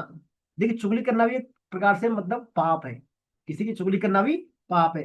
किसी को दोष के आगे किसी का दोष है कोई उसमें, और उसको दूसरे के आगे कह दें, प्रकट कर दें कि भाई उसमें ऐसे ऐसे, तो उसमें क्या उसके दूसरे के प्रति उसमें दुर्भावना पैदा हो जाएगी। ऐसा करना क्या है? अपेशुनता है। पेशुनता बोलते हैं इसको, पिशुनता। और ऐसा नहीं करना अपेशुनता, यानी चुगली हमें नहीं करनी चाहिए। भक्त तो क्या है, हमेशा सर्वत्र कृष्ण को ही देखता है। भगवान का भक्त तो, भगवान का भक्त तो सर्वत्र कृष्ण को ही देखता है। फिर वह किसी की बुराई चुगली क्यों करेगा? भाई सब में कृष्ण भगवान दिख रहे हैं उसको, सब में जो मेरे में मुझको, सब में मेरे को और मुझ में सबको देखता है, वो भक्त है मेरा। फिर वो क्यों बुराई करेगा? तो भक्त तो क्या है, किसी की चुगली नहीं करनी चाहिए, किसी की बुरी बातों पर ध्यान नहीं देना चाहिए। उसके मन में यह विचार कभी नहीं आता कि मैं साधन करने वाला हूँ, या ये साधन करने, ये साधारण मनुष्य, मैं विशेष मनुष्य हूं, मैं ज्यादा तप धन कर रहा हूँ। ऐसा भी उसके मन में नहीं आने चाहिए। ऐसा किसी प्रकार का भाव उसमें नहीं आना चाहिए। तो ऐसा होता है अपेशुन, यानी किसी की चुगली हो ना करे, सब में भगवान को माने सब। दूसरा आता है अपेशुन दया भूतेश लोलुप्तम मार्दम ये चापलम। दया भाव रखे हो। देखिए भगवान की जो दया है ना, भगवान की दया सभी को शुद्ध करने के लिए होती है। भगवान जो दया करते हैं ना, वो क्या सभी को शुद्ध हो जाते हैं उस दया से। तो मनुष्यों को पाप मुक्त करने के लिए भगवान ने मन में क्या है, उनको, मनुष्य जो है, मनुष्य योनि वाले जो हम हैं, जितने प्राणी हैं, हम पर भगवान ने क्या दया करी है? हमारे सामने भगवान ने प्रतिकूलता भेजी है ताकि हम क्या है, शुद्ध हो जाए। प्रतिकूल परिस्थिति को भगवान की कृपा है, कृपा है भगवान की विशेष, और अनुकूलता भेजना भगवान की दया है। भगवान ने हमें मनुष्य योनि दे दी, दया कर दी हमारे पर। मनुष्य योनि देकर भगवान ने दया कर दी, अनुकूल बना दिया। और हमारे अंदर जो पूर्व पाप है उनको खत्म करके भगवान ने कृपा कर दी, क्या भेज दी? प्रतिकूलता भेज दी। प्रतिकूलता भेज दी भगवान ने, उससे हमारे क्या है, पूर्व पाप खत्म हो रहे हैं, और मनुष्य शरीर हमारे को दे दिया। ऐसा भाव रखेंगे हम तो हमारे अंदर क्या दया भाव रहेगा। यानी हम किसी भी संत महात्माओं, जो संत महात्मा होते हैं ना, संत महात्मा दूसरों के दुख से कभी दुखी नहीं होते, वो ना किसी के सुख से वो सुखी होते। पर वास्तव में देखा जाए तो उनके भीतर ना तो सुख है ना दुख है। अपने लिए आए प्रतिकूल परिस्थिति को वो कृष्ण के में मानते हैं, और दूसरों की दूर दूर करने की वो चेष्टा करते हैं प्रतिकूलता में भी। जैसे इंद्र ने बिना अपराध के ही दधीचि ऋषि का सिर काट लिया था एक बार। दधीचि ऋषि का जो सिर था ना, इन्होंने काट लिया था। जब इनने अपनी रक्षा के लिए उनकी हड्डियां मांगी, तब दधीचि ने क्या है, स्वयं से अपनी हड्डियां भी उनको दे दी थी, इंद्र को वज्र बनाने के लिए, है ना। हड्डियों का वज्र था ना इंद्र का। ऐसे क्या है, बड़े लोग होते हैं, साधु संत लोग, यानी दया भाव रखते हैं। तो एक दया भाव का, अब साधकों के संदर्भ में क्या समझे इनको। तो साधकों की दया क्या है, साधक जो अपने मन में दूसरों का दुख दूर करने का भाव रखता है साधक, तो उसके अनुसार उनका दूर करने की चेष्टा भी करता है भाई।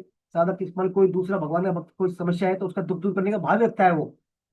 तो साधारण, और ये तो साधक करता है, साधक क्या करता है, दूसरों का दुख दूर करने का भाव रखता है। और साधारण मनुष्य क्या है, जब इस दया में थोड़ी मलिन, साधारण मनुष्यों की दया में क्या थोड़ी मलिनता रहती है। मलिनता कैसे रहती है, दया करते हुए उसका भाव रहता है कि मैं कितना दयालु हूँ। वो समझता है मैं कितना दयालु हूँ, मैंने इस जीव को सुख पहुंचाया है, मैं कितना अच्छा हूँ।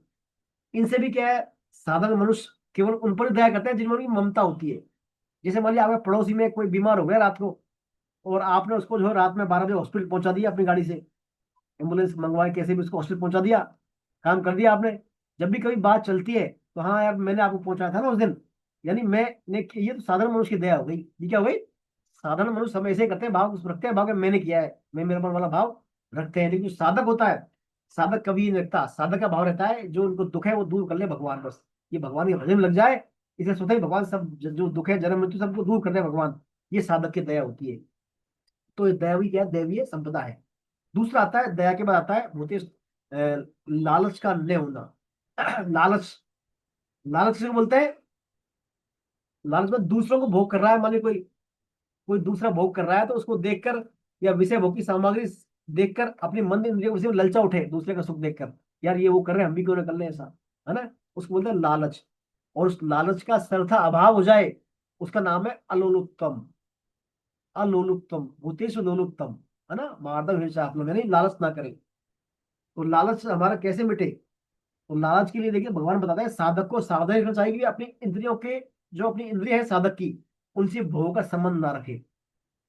और मन में ऐसा भाव यदि आए तो फिर इंद्रिया के यदि विषय के प्रति भागे तो करेंगे भाई इंद्रिया मेरी है, ये भगवान की सेवा के लिए इंद्रिया है, जो भी काम करेंगे भगवान की सेवा के लिए उपयोग करेंगे इनका, अपने लिए भोग नहीं करेंगे, ऐसा भाव रखें। पहली बात। दूसरा, मैं सच्चे हृदय से कृष्ण की प्राप्ति करना चाहता हूँ।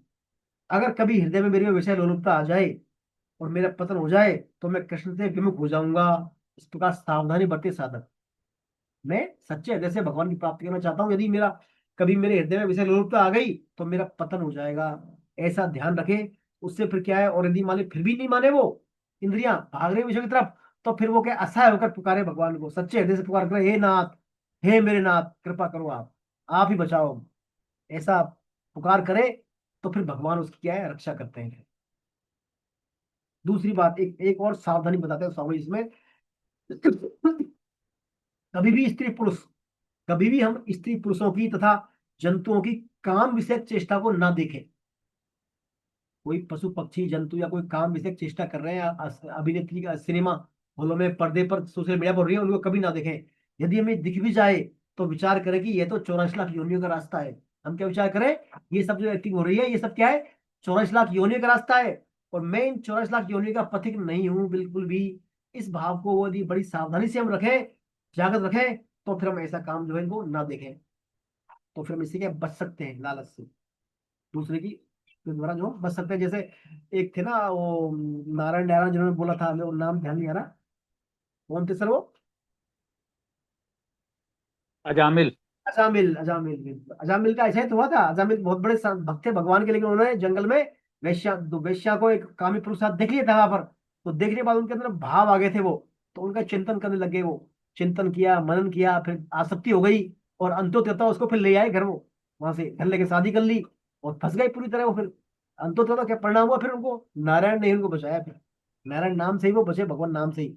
तो कहने का तात्पर्य, जब भी हमें ऐसा कुछ हमारे सामने आए, किसी भी बस जाने में अनजाने में, तो हमें रखना है कि ये जो है सब 84 लाख योनियों का रास्ता है भैया, ये तो मेरे को इसमें नहीं जाना है इन योनियों में, ऐसा भाव रहे, सावधान रहे, तो हम हो सकता है उनमें अवॉइड कर सकते हैं उसको। ये इसमें आता है लोलुपता। फिर आता है कोमलता, यानी कोमल रहे हमारा हृदय भी, अंतर्गत कोमल रहे हमारा, कोमलता यानी अपने सॉफ्ट कॉर्नर रहे हर चीज में हमारा, बिना किसी कारण बिना कारण के हमें कोई दुख दे रहा है या कोई हमसे वैर कर रहा है, तो उसके प्रति हमारे अंतःकरण में क्या है, कठोरता ना रहे, है ना, स्वाभाविक कोमल रहे, हमारे सबके प्रति हम क्या सॉफ्ट रहे, तो यह कोमलता वाला भाव। साधक यदि कोई आपसे कठोर बात भी कह दे, साधक यदि कोई कठोर बात भी कहता है तो दूसरों के हित की दृष्टि से कहता है साधक, है ना।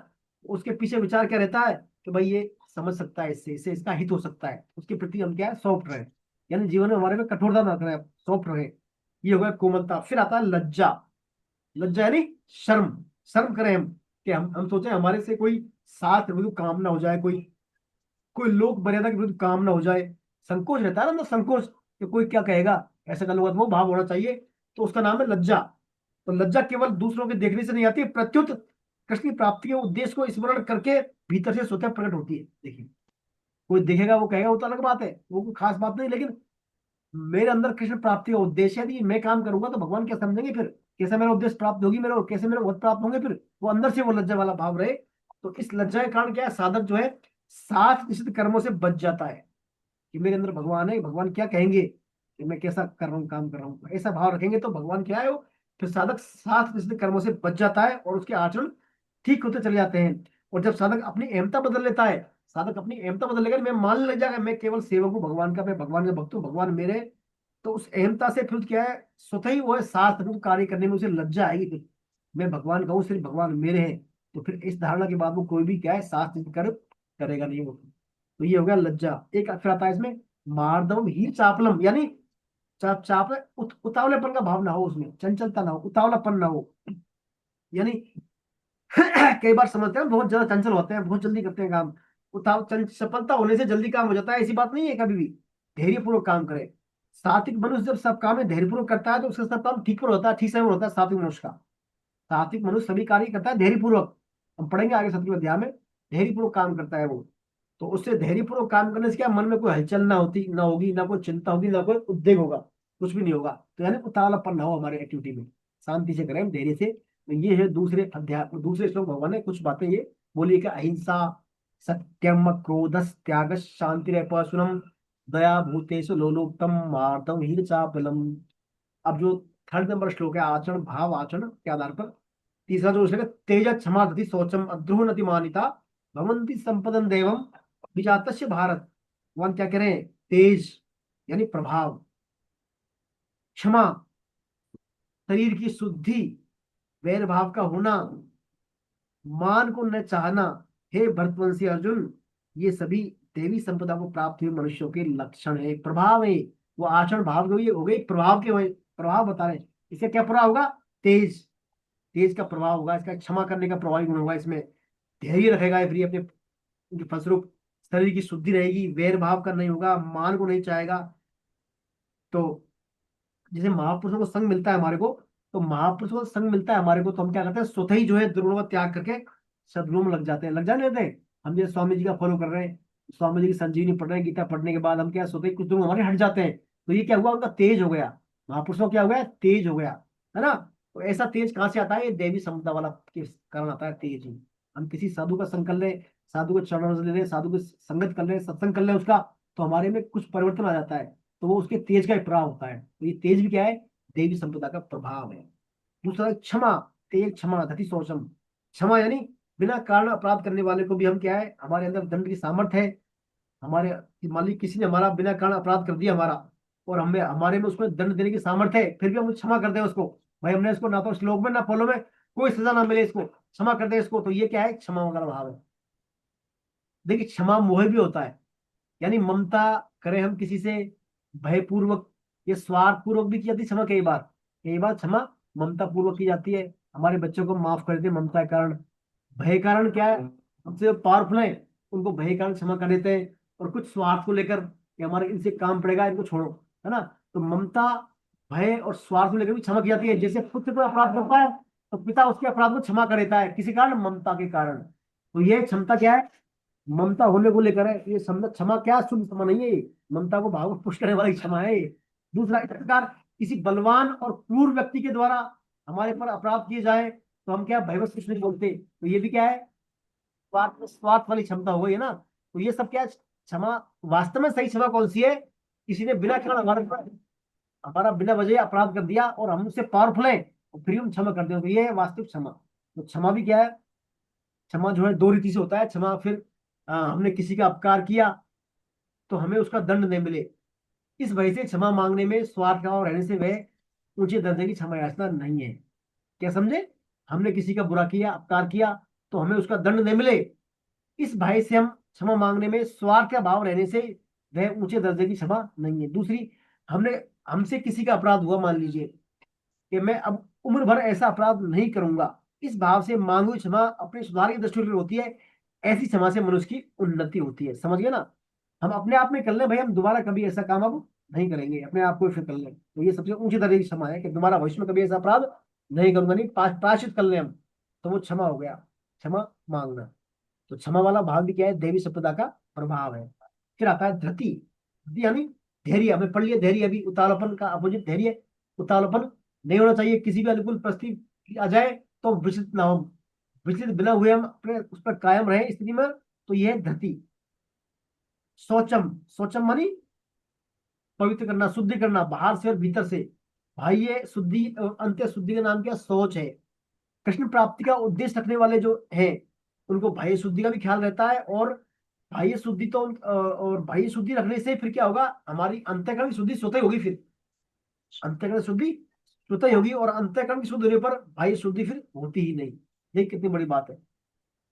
बाह्य शुद्धि रखने से अंतःकरण की शुद्धि स्वतः होती है, और अंतःकरण की शुद्धि होने पर बाह्य अशुद्धि सुहाती नहीं। फिर तात्पर्य समझिए आपको कि अपने शरीर को शुद्ध रखने से, देखिए अपने यदि शरीर को शुद्ध रखेंगे हम, है ना, इससे क्या होगा, शरीर की अपवित्रता का ज्ञान होता है। शरीर को शुद्ध रखने से हम समझे अपवित्र है, पवित्र है, फिर संपूर्ण शरीर ऐसे ही है इसका बोध होता है। शरीर का समझे पूरा शरीर ऐसा है, तो इस बोध से शरीर के प्रति जो आकर्षण है और उसका जो अभाव हो जाता है, अर्थात शरीर से सुख लेने की इच्छा फिर मिट जाती है ना। तो बाह्य शुद्धि चार प्रकार की होती है। शारीरिक शुद्धि होती है, यानी हमारा जो प्रमाद है हमारे अंदर, आलस्य है ना, स्वाद लेने की, भरी भरी शौक करने की जो हमारे अंदर है, उनसे क्या है, शरीर में अशुद्धि आ जाती है। इसके विपरीत तत्परता रहे, हमारे काम में कर्तव्य में तत्परता रहे, पुरुषार्थ रहे हमारा, सादगी रहे, ये सब रहे, तो हमारी क्या शारीरिक शुद्धि रहेगी। फिर दूसरा आता है वाचिक शुद्धि। वाचिक शुद्धि यानी हम झूठ बोल रहे हैं, कड़वा बोल रहे हैं, फालतू की गॉसिपबाजी कर रहे हैं, निंदा कर रहे हैं, चुगली कर रहे हैं, इनसे हमारी क्या वाणी अशुद्ध हो जाती है, वाणी हमारी। और जब वाणी अशुद्ध हो जाती है तो फिर क्या, कैसे शुद्ध होगी? तो शुद्ध करने के लिए फिर क्या करना पड़ेगा हमें? सत्य बोलना चाहिए, प्रिय बोलना चाहिए, हितकारक वचन सब बोलना चाहिए, और आवश्यक वचन ही बोले, जितना जरूरी है उतना ही बोले, अनावश्यक बातें ना करें। तो ये फिर वाणी क्या शुद्धि है। फिर ये क्या है, वाणी की शुद्धि। एक होती है कौटुंबिक शुद्धि। कौटुंबिक शुद्धि से क्या तात्पर्य है, हमारे कुटुंब यानी परिवार में जो बच्चे हैं उनको हम सही शिक्षा दें, उनके हित में आचरण करें, कुटुंबियों को क्या है, कुटुंबियों के न्यायप्रद अधिकारियों की रक्षा करें, अपनी शक्ति के अनुसार उनके न्यायप्रद कार्यों को करें, किसी चीटिंगबाजी ना करें हम, है ना, और पक्षपात ना करें परिवार में, बिहेविंग हमारा बिल्कुल समतापूर्वक, बिल्कुल मतलब बिना उसके भेदभाव के बिहेव हो परिवार में। छोटे हैं छोटे भूमिका में, बड़े तो बड़ी भूमिका में।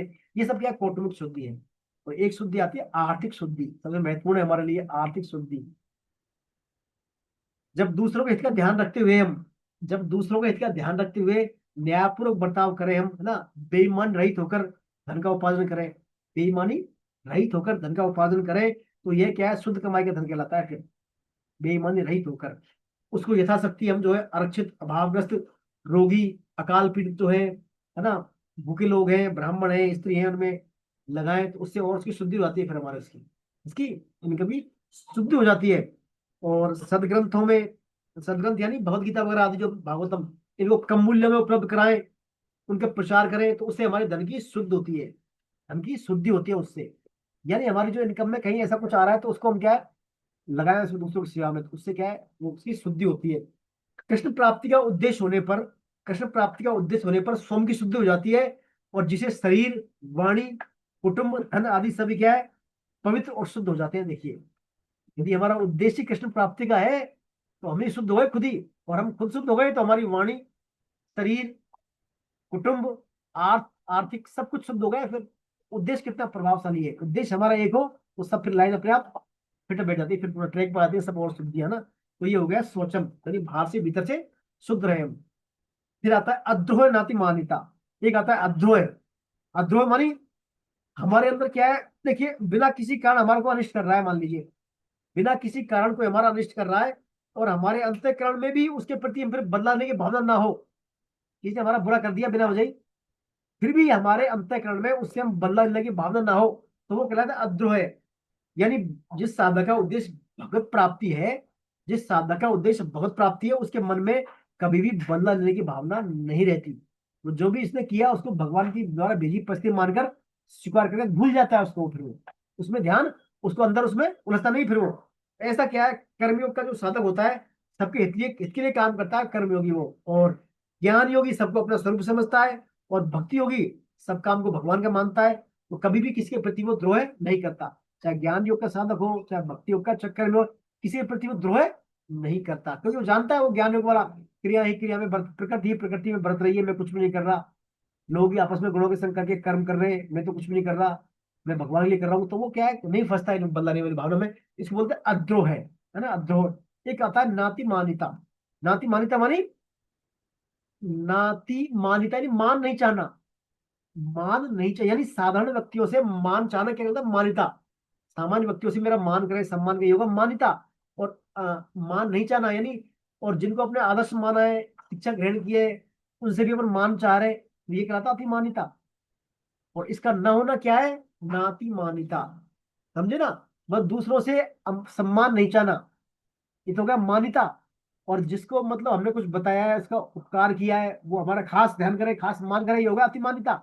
और अतिमानिता न होना, इसका मतलब है नाति मान्यता। तो नाति मान्यता जो है ये क्या है, देवी संपदा है।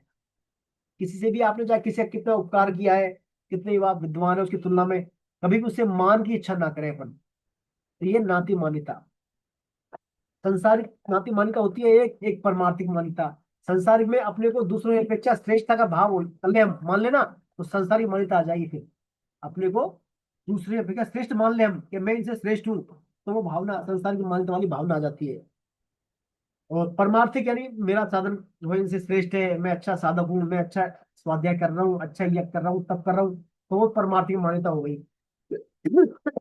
तो साधक को क्या करना है, देखिए साधक जो है ना, साधक में जो भी देवी संपत्ति आती है उनको अपना नहीं मानता साधक। साधक उनको अपना नहीं मानता, प्रत्युत उनको परमात्मा की संपत्ति मानता है, और व्यक्तिगत नहीं मानता वो। यदि व्यक्तिगत होती वो तो अपने में ही रहती, और किसी में रहती नहीं, फिर वो संपत्ति अपने में रहती, किसी में नहीं रहती। इनको व्यक्तिगत मानने से क्या आता है, अभिमान आता है उसमें। आ, और अभिमान क्या है, आसुरी संपत्ति का मूल अभिमान है। आसुरी संपत्ति का मूल, आसुरी संपत्ति का मूल क्या है, अभिमान है। अरे जैसे ही संपत्ति को अपना मानेंगे तो अभिमान आएगा, और अब अपना माना फिर अभिमान आया, और आसुरी संपदा फिर शुरुआत होती है। तो देवी आसुरी संपत्ति कभी पैदा नहीं होती, देखिए हमारे में कभी ये पैदा नहीं होती। प्रत्युत देवी संपत्ति के साथ साथ आसुरी संपत्ति के भी अवगुण रहते हैं हमारे में, अच्छा अच्छा बुराई भी रहती है हमारे में। और अभिमान दोष हमारे में आते जाते रहते हैं। जैसे किसी को सत्य बोलने का अभिमान है, तो उसके मूल में क्या होगा, फिर वो सत्य के साथ साथ असत्य भी बोलता है। मान ली किसी अभिमान के साथ मैं सत्य बोलता हूँ, तो उसको अभिमान आ गया, इसका मतलब उसके अंदर असत्यपना भी है, तभी तो उसमें आ रहा है सत्य बोलने का अभिमान, जिसे कारण उसको सत्य का अभिमान आ जाता है। तो सर्वथा तात्पर्य क्या हुआ इसका, कि देवी संपत्ति के गुणों को अपना मानने से, और गुणों के साथ अवगुण भी बने रहने से जो अभिमान आता है, और इससे हमें क्या है, बचना है, यानी इन गुणों को अपना नहीं मानना है। तो जितने भी स्थावर जंगम प्राणी है, सब में क्या है, मैं जीता रहूं, मैं मेरे प्राण बने रहे, ये इच्छा रहती है। कहते हैं ना, मैं लंबे समय जीता रहूं, मेरे प्राण बने रहे, ये सब क्या है, ये भी क्या है, आसुरी संपत्ति है, कि मैं जीता रहूं लंबे समय तक, सुख भोगता रहूं ऐसे ही। ये भी एक प्रकार से क्या है, आसुरी संपत्ति है। तो यहाँ पर ये देवी संपत्ति के बारे में भगवान ने 26 भाव बताए। पहले भाव के आधार पर, पहले श्लोक में, दूसरे में आचरण के आधार पर, तीसरे प्रभाव के आधार पर। तो ये जो है गुण हमारे में होंगे, और फिर क्या है, ये मान लीजिए हम देवी संपदा में है। एक बार फिर से अपन रिवीजन करते हैं, क्या क्या, भय का सर्वथा अभाव, अंतःकरण की अत्यंत शुद्धि, ज्ञान के लिए योग में दृढ़ स्थिति, सात्विक दान, इंद्रियों का दमन, यज्ञ, स्वाध्याय, कर्तव्य पालन के लिए कष्ट सहना, शरीर मन वाणी की सरलता, अहिंसा, सत्य भाषण, क्रोध न करना, संसार की कामना का त्याग, अंतःकरण में राग द्वेष जनित हलचल का न होना, चुगली न करना, प्राणियों पर दया करना, सांसारिक विषयों में न ललचाना, अंतःकरण की कोमलता, अकर्तव्य करने में लज्जा और चपलता का भाव, और साथ साथ तेज, क्षमा, धैर्य, शरीर की शुद्धि, मान को न चाहना, ये सब क्या है, देवी क्षमता के लक्षण है। चले आगे अपन, आगे आपको देवी क्षमता के लक्षण कोई डाउट इनमें? चलिए अपन आगे चलते हैं, श्लोक नंबर 4 पढ़ते हैं। पढ़े श्लोक नंबर, गीता जी आप पढ़े श्लोक नंबर 4। ठीक है। 4 दम्भो दर्पोऽभिमान दम्भो दर्पोऽभिमानश्च क्रोध पारुष्यमेव च अज्ञानं जातस्य अज्ञानं चाभिजातस्य पार्थ संपदमासुरीम्। हे पृथानंदन, दंभ करना, घमंड करना और अभिमान करना, क्रोध करना तथा कठोरता रखना और अविवेक का होना भी, ये सभी आसुरी संपदा को प्राप्त हुए मनुष्य के लक्षण है। 6 लक्षण है प्रभु जी। हरे हाँ, कृष्णा। तो यहाँ पर देखिए भगवान अब बता रहे हैं आसुरी संपत्ति के लक्षण। देखिए आसु मानी होता है, क्या होता है आसु मानी? जानते हैं आसु मानी क्या है? असु का शाब्दिक अर्थ क्या है? असु मानी, असु मानी होता है प्राण, असु मानी प्राण, असु मानी प्राण, और असु मानी प्राणों का पोषण करने वाला। यानी मेरे प्राणों का पोषण होता रहे, मेरे प्राणों का पोषण होता रहे, वो है आसुरी। यानी खुद ही खुद का दिखे वो, और दूसरे का चाहे कितना कष्ट हो, उसका हक छीन ले, कुछ भी कर ले, कोई मतलब नहीं। मेरे मेरे पिंड प्राण का पोषण होता रहे, वो है आसुरी प्रवृत्ति वाला, खुद ही खुद का। स्वार्थ आसुरी बुद्धि भी हो गया ना, हाँ, स्वार्थ बुद्धि। हाँ, वही वही बात हो गई। तो वो है आसुरी प्रवृत्ति। यहाँ भगवान कह रहे हैं हे प्रधानंदन, दंभ करना, घमंड करना और अभिमान करना 3, क्रोध करना, कठोरता रखना और अविवेक का होना, ये सभी क्या है, आसुरी संपदा को प्राप्त हुए मनुष्यों के लक्षण है। देखिए दंभ क्या होता है? दिखावा। क्या? दिखावा। यानी हमारे क्या है, मान बढ़ाई पूजा आदि प्राप्त करने के लिए जैसी स्थिति है नहीं वैसी दिखाएं, जैसे है नहीं वैसा दिखाएं, शो करें हम, ताकि हमें मान बढ़ाई हो, हमारा सम्मान हो, तो वो है दंभ। दंभ 2 प्रकार से होता है, एक तो होता है हमें हमारे सद्गुणों को लेकर, एक होता है दुर्गुणों को लेकर। सद्गुणों को लेकर कैसे? अपने को धर्मात्मा मान रहे हैं, बहुत बड़ा हम धर्मात्मा मान रहे हैं, अपने को साधक मान रहे हैं, विद्वान मान रहे हैं, मान लीजिए हम गुणवान मान रहे हैं, है ना, आदि ऐसा माने, बस दिखाए हम झूठा, तो वो हो गया सद्गुणों को लेकर। दूसरा दुर्गुणों को लेकर, कि जिनके आचरण खान पान अशुद्ध नहीं है ना, ऐसे व्यक्ति उन लोगों को जिनके आचरण और खान पान अशुद्ध है, उनको राजी करने के लिए, अपनी इज्जत उनके सामने जमाने के लिए जैसा आचरण करता है, खान पान कर लेता है उनके अनुसार, तो वो दुर्गुणों को लेकर अपना दिखावटी बने, कि मेरे मैं भी ये काम करता हूँ, वही तुम नहीं करते, मैं भी करता हूँ, दिखावा। तो ये दुर्गुण दुराचार को लेकर हो गया दम्भ, है ना। तो तात्पर्य क्या है? जब तक मनुष्य प्राण, शरीर, धन, संपत्ति, आदर, महिमा को, आदि की महिमा को जब तक प्रधानता देगा, तब तक उसमें दम्भ आता ही रहेगा। जब तक मनुष्य क्या, प्राणों को, शरीर को, धन को, संपत्ति को आदर महिमा देगा, इनको ज्यादा महत्व देगा, है ना, नाशवान पदार्थों को, तब तक उसमें दम्भ आता ही रहेगा। और जैसे यथार्थ समझेगा वो ये सब नाशवान चीजें काय काय इन्हें दिखावा करना, तब उसमें दम फिर नहीं रहेगा। तो दम क्या है? आसुरी संपत्ति का एक लक्षण है। दूसरा दर्प। दर्प क्या है? घमंड, घमंड करना, दर्प। यानी हमारे अंदर धन, जमीन, वैभव, मकान, जायदाद, परिवार, हमारी जो ममता वाली चीजें हैं, उनको लेकर अपने में जो बड़प्पन का अनुभव है, वो है दर्प है। मेरे बहुत सारे अनुयायी हैं, मेरा संप्रदाय कितना ऊंचा है, मेरे गुरुजी कितने प्रभावशाली हैं, हमारा कितना बड़ा समुदाय है, ये सब दर्प है। दंभ दर्प। एक आता है अभिमान, यानी हमारे स्थूल शरीर, सूक्ष्म शरीर और कारण से को लेकर अपने में जो बड़प्पन का अनुभव होता है, वो क्या? अभिमान है, कि मैं जाति पाति में कुलीन हूँ, मैं उस वर्ग से हूँ, पूरे गांव में मेरी बात चलती है। यानी शरीर को लेकर वो है क्या है? घमंड घमंड। है ना। और दर्प किसको लेकर है? हमारा जमीन, वैभव, जो हमारी ममता वाली चीजें हैं, सबको लेकर जो है वो दर्प होता है। दम्भ दर्प। एक आता है क्रोध। क्रोध भी क्या? देखिए आसुरी संपत्ति का है। उसमें क्या था? अक्रोध, इसमें क्रोध। अक्रोध का विविध क्रोध होता है, और अक्रोध की व्याख्या हम पहले कर ही चुके हैं ना। तो देखिए क्रोध, और 2 बात समझ लिया आप, क्षोभ और क्रोध। क्षोभ क्या होता है? क्षोभ होता है, मान लीजिए किसी के प्रति आपका द्वेष है, और वो द्वेष क्या है? अपने अंतर्गत में बैठा हुआ है, वो बैठा हुआ है। अब वो व्यक्ति आपके जब सामने आएगा ना तब आपको क्रोध आएगा, नहीं तो नहीं आएगा। तो यानी क्षोभ है आपके अंदर, वो वास्तव में बैठी है अंदर, जैसे सामने आएगा वो व्यक्ति तुरंत आपको गुस्सा आ जाएगा, है ना। तो ये क्रोध और क्षोभ वाला मामला हो गया। तो ये सब उसमें होते हैं आसुरिक प्रवृत्ति में। जैसे इसे बताया, बच्चा उद्दंड करता है ना, बच्चा उद्दंडता करता है, कहना नहीं मान रहा आपका, तो माता पिता उसको ताड़ना करते हैं, फिर माता पिता, है ना। तो उनका ये फिर क्या है, फिर माता पिता बार बार डांटते हैं उसको, तो ये उनका क्रोध नहीं, ये क्या उनका हलचल क्षोभ है, ये अंदर से बार बार, ये बच्चा मानता नहीं है, देखो कितना कर रहे हैं इसको बार बार, तो ये क्षोभ है ना। क्षोभ में क्या होता है, हम हमारी किसी को अनिष्ट करने की भावना नहीं होती। देखिए क्षोभ में किसी खास बात है, क्षोभ में किसी की अनिष्ट करने की भावना नहीं होती, परंतु उसकी भला करने की भावना होती है ना क्षोभ में। तो क्रोध में किसी का हम अनिष्ट करना चाहते हैं। क्रोध स्वयं को जलाता है, क्रोध स्वयं को ही जलाता है। क्रोधी व्यक्ति की संसार में निंदा होती है, उससे घर में भी उससे लोग डरते हैं, है ना। काम क्रोध को नरक का द्वार भी कहेंगे आगे। क्रोध क्या है, नरक का द्वार है। जब मनुष्य के स्वार्थ और अभिमान में जब बाधा पड़ती है तो उसमें क्रोध आता है। मनुष्य के स्वार्थ में और अभिमान में जब बाधा पड़ती है ना तो क्रोध आता है। क्रोध से फिर क्या है, उसका नरक का द्वार खुल जाता है, यानी पतन का मार्ग उसका खुल जाता है क्रोध के द्वारा। क्रोध देखिए बड़ी भारी नुकसानदायक चीज है, क्रोध से हमेशा बचना है। चौथे नंबर की है क्रोध।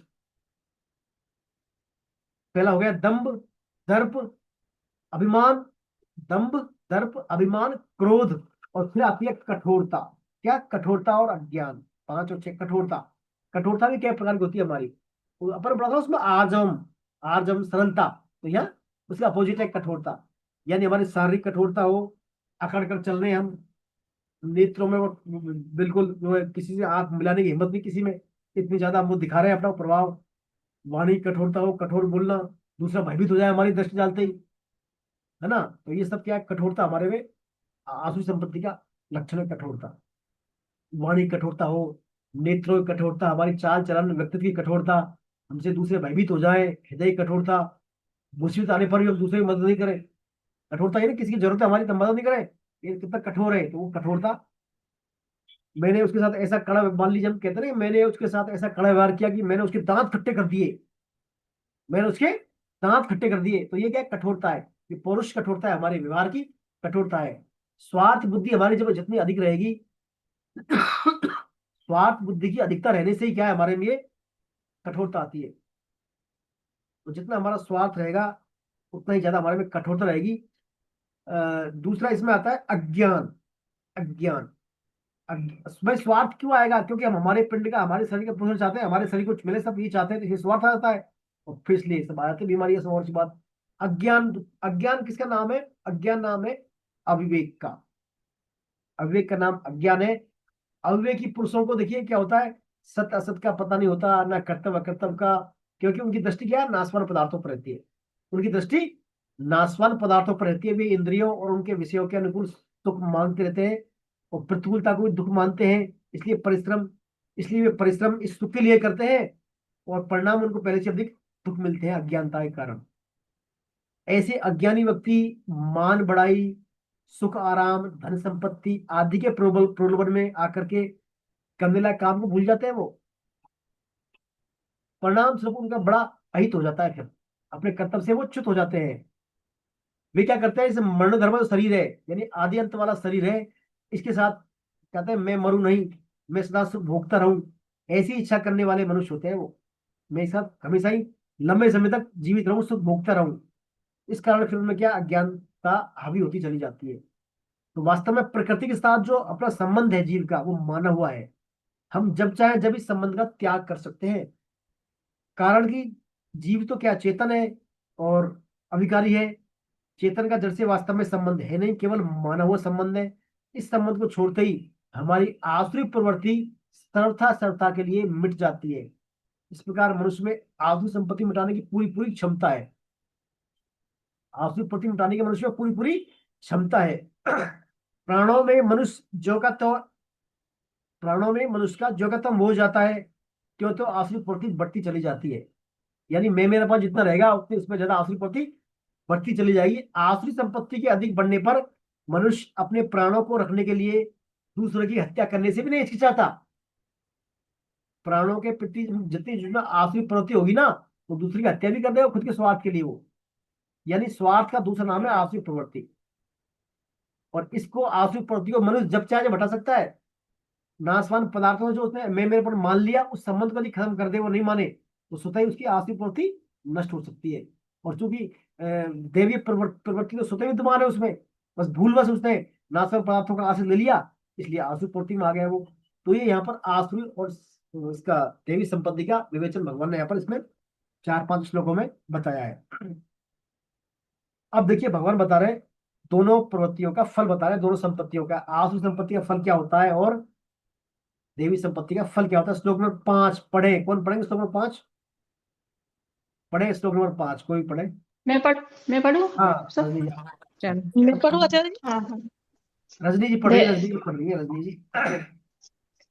दैवी संपदा विमोक्षाय निबन्धायासुरी मता मा शुचः संपदः दैवी मभिजातो असि पांडवः। दैवी संपत्ति मुक्ति के लिए और आसुरी संपत्ति बंधन के लिए मानी गई है। हे पांडव, तुम दैवी संपत्ति को प्राप्त हुए हो, इसलिए तुम शोक चिंता मत करो। हरे कृष्ण जी। देखिए, माँ सुचा संपन्न दैवी अभिजातो सी पांडव, चिंता मत कर अर्जुन। अर्जुन भगवान कंफर्म कर रहे हैं कि अर्जुन तुम तो क्या है, देवी संपत्ति को प्राप्त हो, इसलिए चिंता मत करो, शोक मत करो, है ना। तो देखिए, देवी संपत्ति वालों को चिंता नहीं करनी है फिर, देवी संपत्ति वालों को चिंता करना बनता है नहीं फिर, है ना। अब देखिए, देवी संपत्ति कब दृढ़ रहेगी हमारे में। भगवान कहते हैं कि जैसे मान लीजिए साधक कर ले निर्णय कि मेरे को कृष्ण की तरफ चलना है, मेरे को सिर्फ और सिर्फ कृष्ण की तरफ ही चलना है, यह भाव साधक में जितना दृढ़ होगा, उतना ही वह कृष्ण के सम्मुख होगा, उतना ही वह कृष्ण के सम्मुख होगा। तो भगवान के सम्मुख होने से क्या होगा, वह संसार से विमुख हो जाता है, और संसार से मुक्त आने से आसुर संपत्ति के दुर्गुण दुराचार कम होने लगते हैं, और दैवी संपत्ति के सद्गुण संसार प्रकट होने लगते हैं। तो पहली बात है, मेरे को भगवान की तरफ चलना है, ये धारणा हो। दूसरा, इसमें खास ध्यान देने की बात क्या है कि साधक का उद्देश्य जितना दृढ़ होगा, उतना ही भगवान उसको उतना ही जो भगवान का उससे अनादिकाल से संबंध है, वह संबंध और निकट आ जाएगा। वास्तव में प्रकृति के साथ हमारा संबंध है नहीं, केवल माना हुआ है। हमारा वास्तविक संबंध के साथ है, भगवान के साथ है। उस संबंध को हमें क्या है, स्मृति करनी है, उस संबंध को दोबारा रिजनरेट, मतलब दोबारा से जानना है, याद करना है उसको। ऑलरेडी भूल गए उसको, भूल को मिटाना है। तो संसार मात्र का उद्धार करने के लिए ही भगवान ने मनुष्य को बनाया है। संसार मात्र का उद्धार करने के लिए भगवान ने मनुष्य को बनाया है।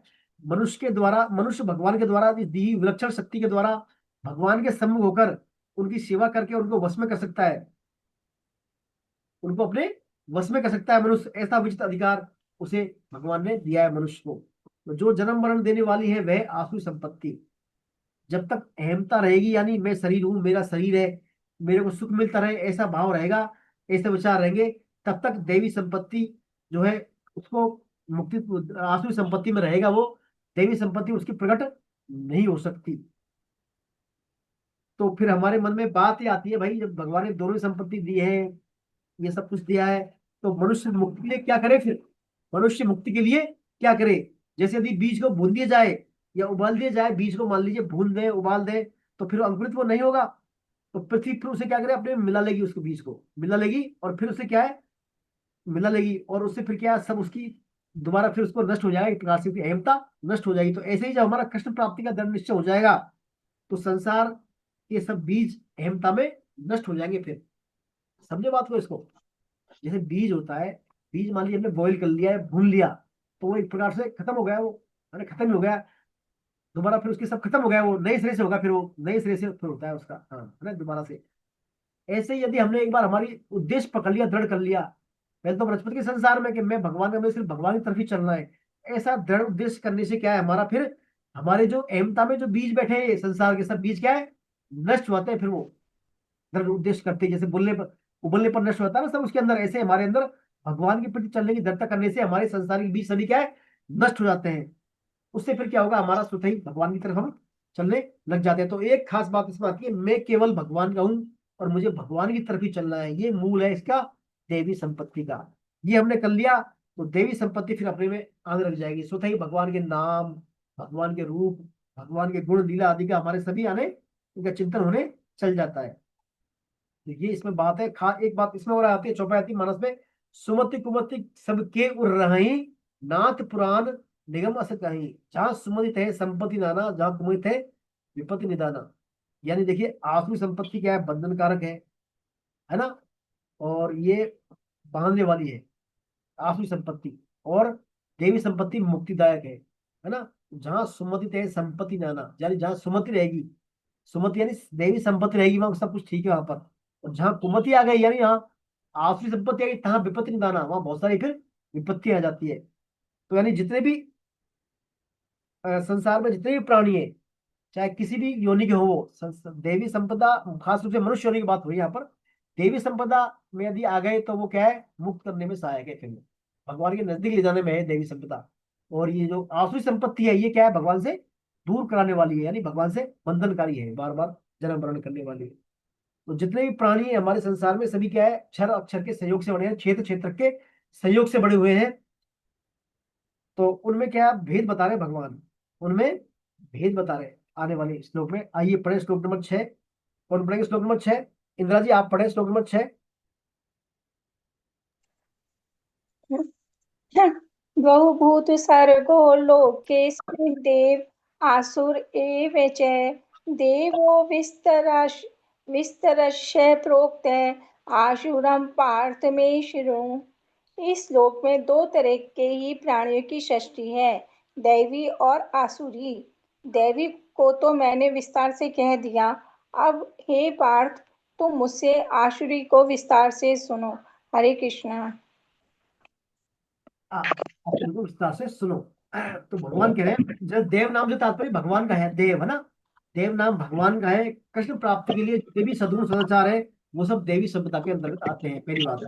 आसुरी का स्वभाव त्याग करने की विवेक शक्ति मुख्य रूप से मनुष्य शरीर को प्राप्त है। देखिए आसुरी प्रवृत्ति का त्याग करने की शक्ति मुख्य रूप से मनुष्य शरीर को प्राप्त है, इसलिए मनुष्य को आसुर स्वभाव का सर्वथा त्याग कर देना चाहिए, और उसका त्याग होते ही स्वतः ही देवी संपदा प्रकट हो जाती है। मनुष्य में वस्तुतः आसुरी और देवी दोनों प्रवृत्ति रहती है, मनुष्य में दोनों ही प्रवृत्ति विद्यमान है। अब क्या है, देखिए जो लोग भजन स्मरण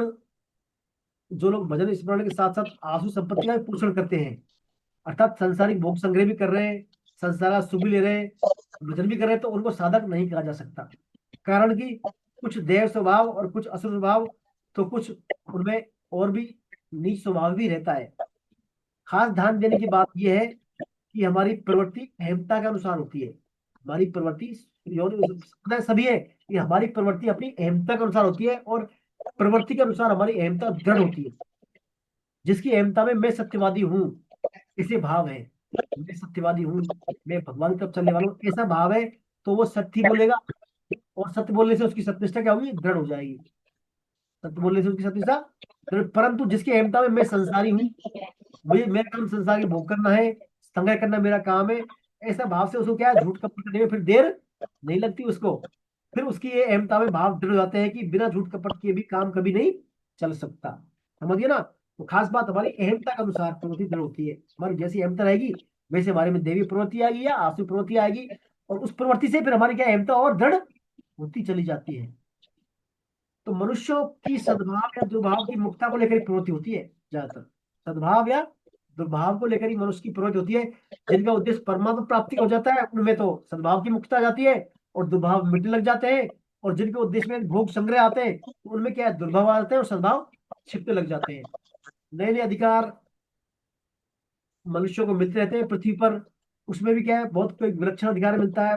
किसी को क्या मिलता है, भारतवर्ष में जन्म देने वाले जो है भारतवर्ष में जन्म देने वाले मनुष्यों की देवताओं ने भी प्रशंसा की है।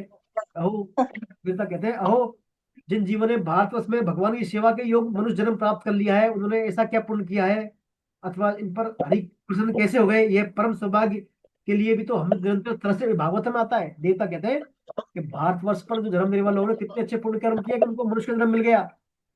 भागवतम के 5वें इसमें आता है, 5वें कैंटो में 11वें अध्याय का 21वां श्लोक है।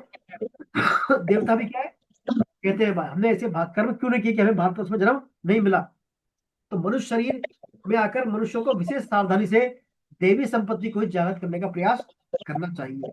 देखिए भोग और संग्रह में तो लिप्त दुराचारी मनुष्य, चांडाल, पशु पक्षी, पापिन वाले बहुत हैं। पाप योनि वाले तो अपनी योनि को होकर पवित्र होकर आगे क्वालिफाई कर रहे हैं, लेकिन मनुष्य क्या है, जानबूझकर यदि बुरे आचरण करेगा, बुरी प्रवृत्तियों में फंसेगा, तो पतन होगा, पतन होगा। ऐसा पतन करने वाले से क्या है, भगवान बचाने के लिए कह रहे हैं कि यदि कोई दुराचारी से दुराचारी भी चाहे तो वो कृष्ण की शरण होकर अगले भाव से भगवान का भजन कर ले, उसको तत्काल शांति प्राप्त हो जाती है। यानी अभी भी हमसे जितना हो गया जो हो गया, अभी भी हमें दृढ़ निश्चय कर ले कि मुझे सिर्फ भगवान की ओर चलना है, मैं भगवान का भगवान मेरे सिर्फ कृष्ण की ओर ही चलना है, तो भी फिर क्या है, हमें महात्मा के समान बताया भगवान ने, से महात्मा से दुर्लभ है। अभी भी हो गया जो हो गया, अभी हमारा जो समय शेष है वही विशेष समय मान लीजिए आप, जो समय शेष बचा है वही विशेष है हमारे लिए। इसमें भी हम दृढ़ निश्चय कर ले, मुझे सिर्फ भगवान की ओर ही चलना है, तो भी क्या है, तत्काल शांति को प्राप्त होना। तो महात्मा का है भगवान। तो ये यहाँ पर बात है, दो तरह की स्थिति के बारे में बता रहे हैं भगवान। अब देखिए आगे भगवान बता रहे हैं आसुरी प्रवृत्ति वाले व्यक्तियों के बारे में भगवान बता रहे हैं। आसुरी प्रवृत्ति वाले क्या करते हैं और क्या नहीं करते। श्लोक नंबर 7 कौन पढ़ेंगे, श्लोक नंबर 7? मैं पढ़ती हूँ भैया जी। जी।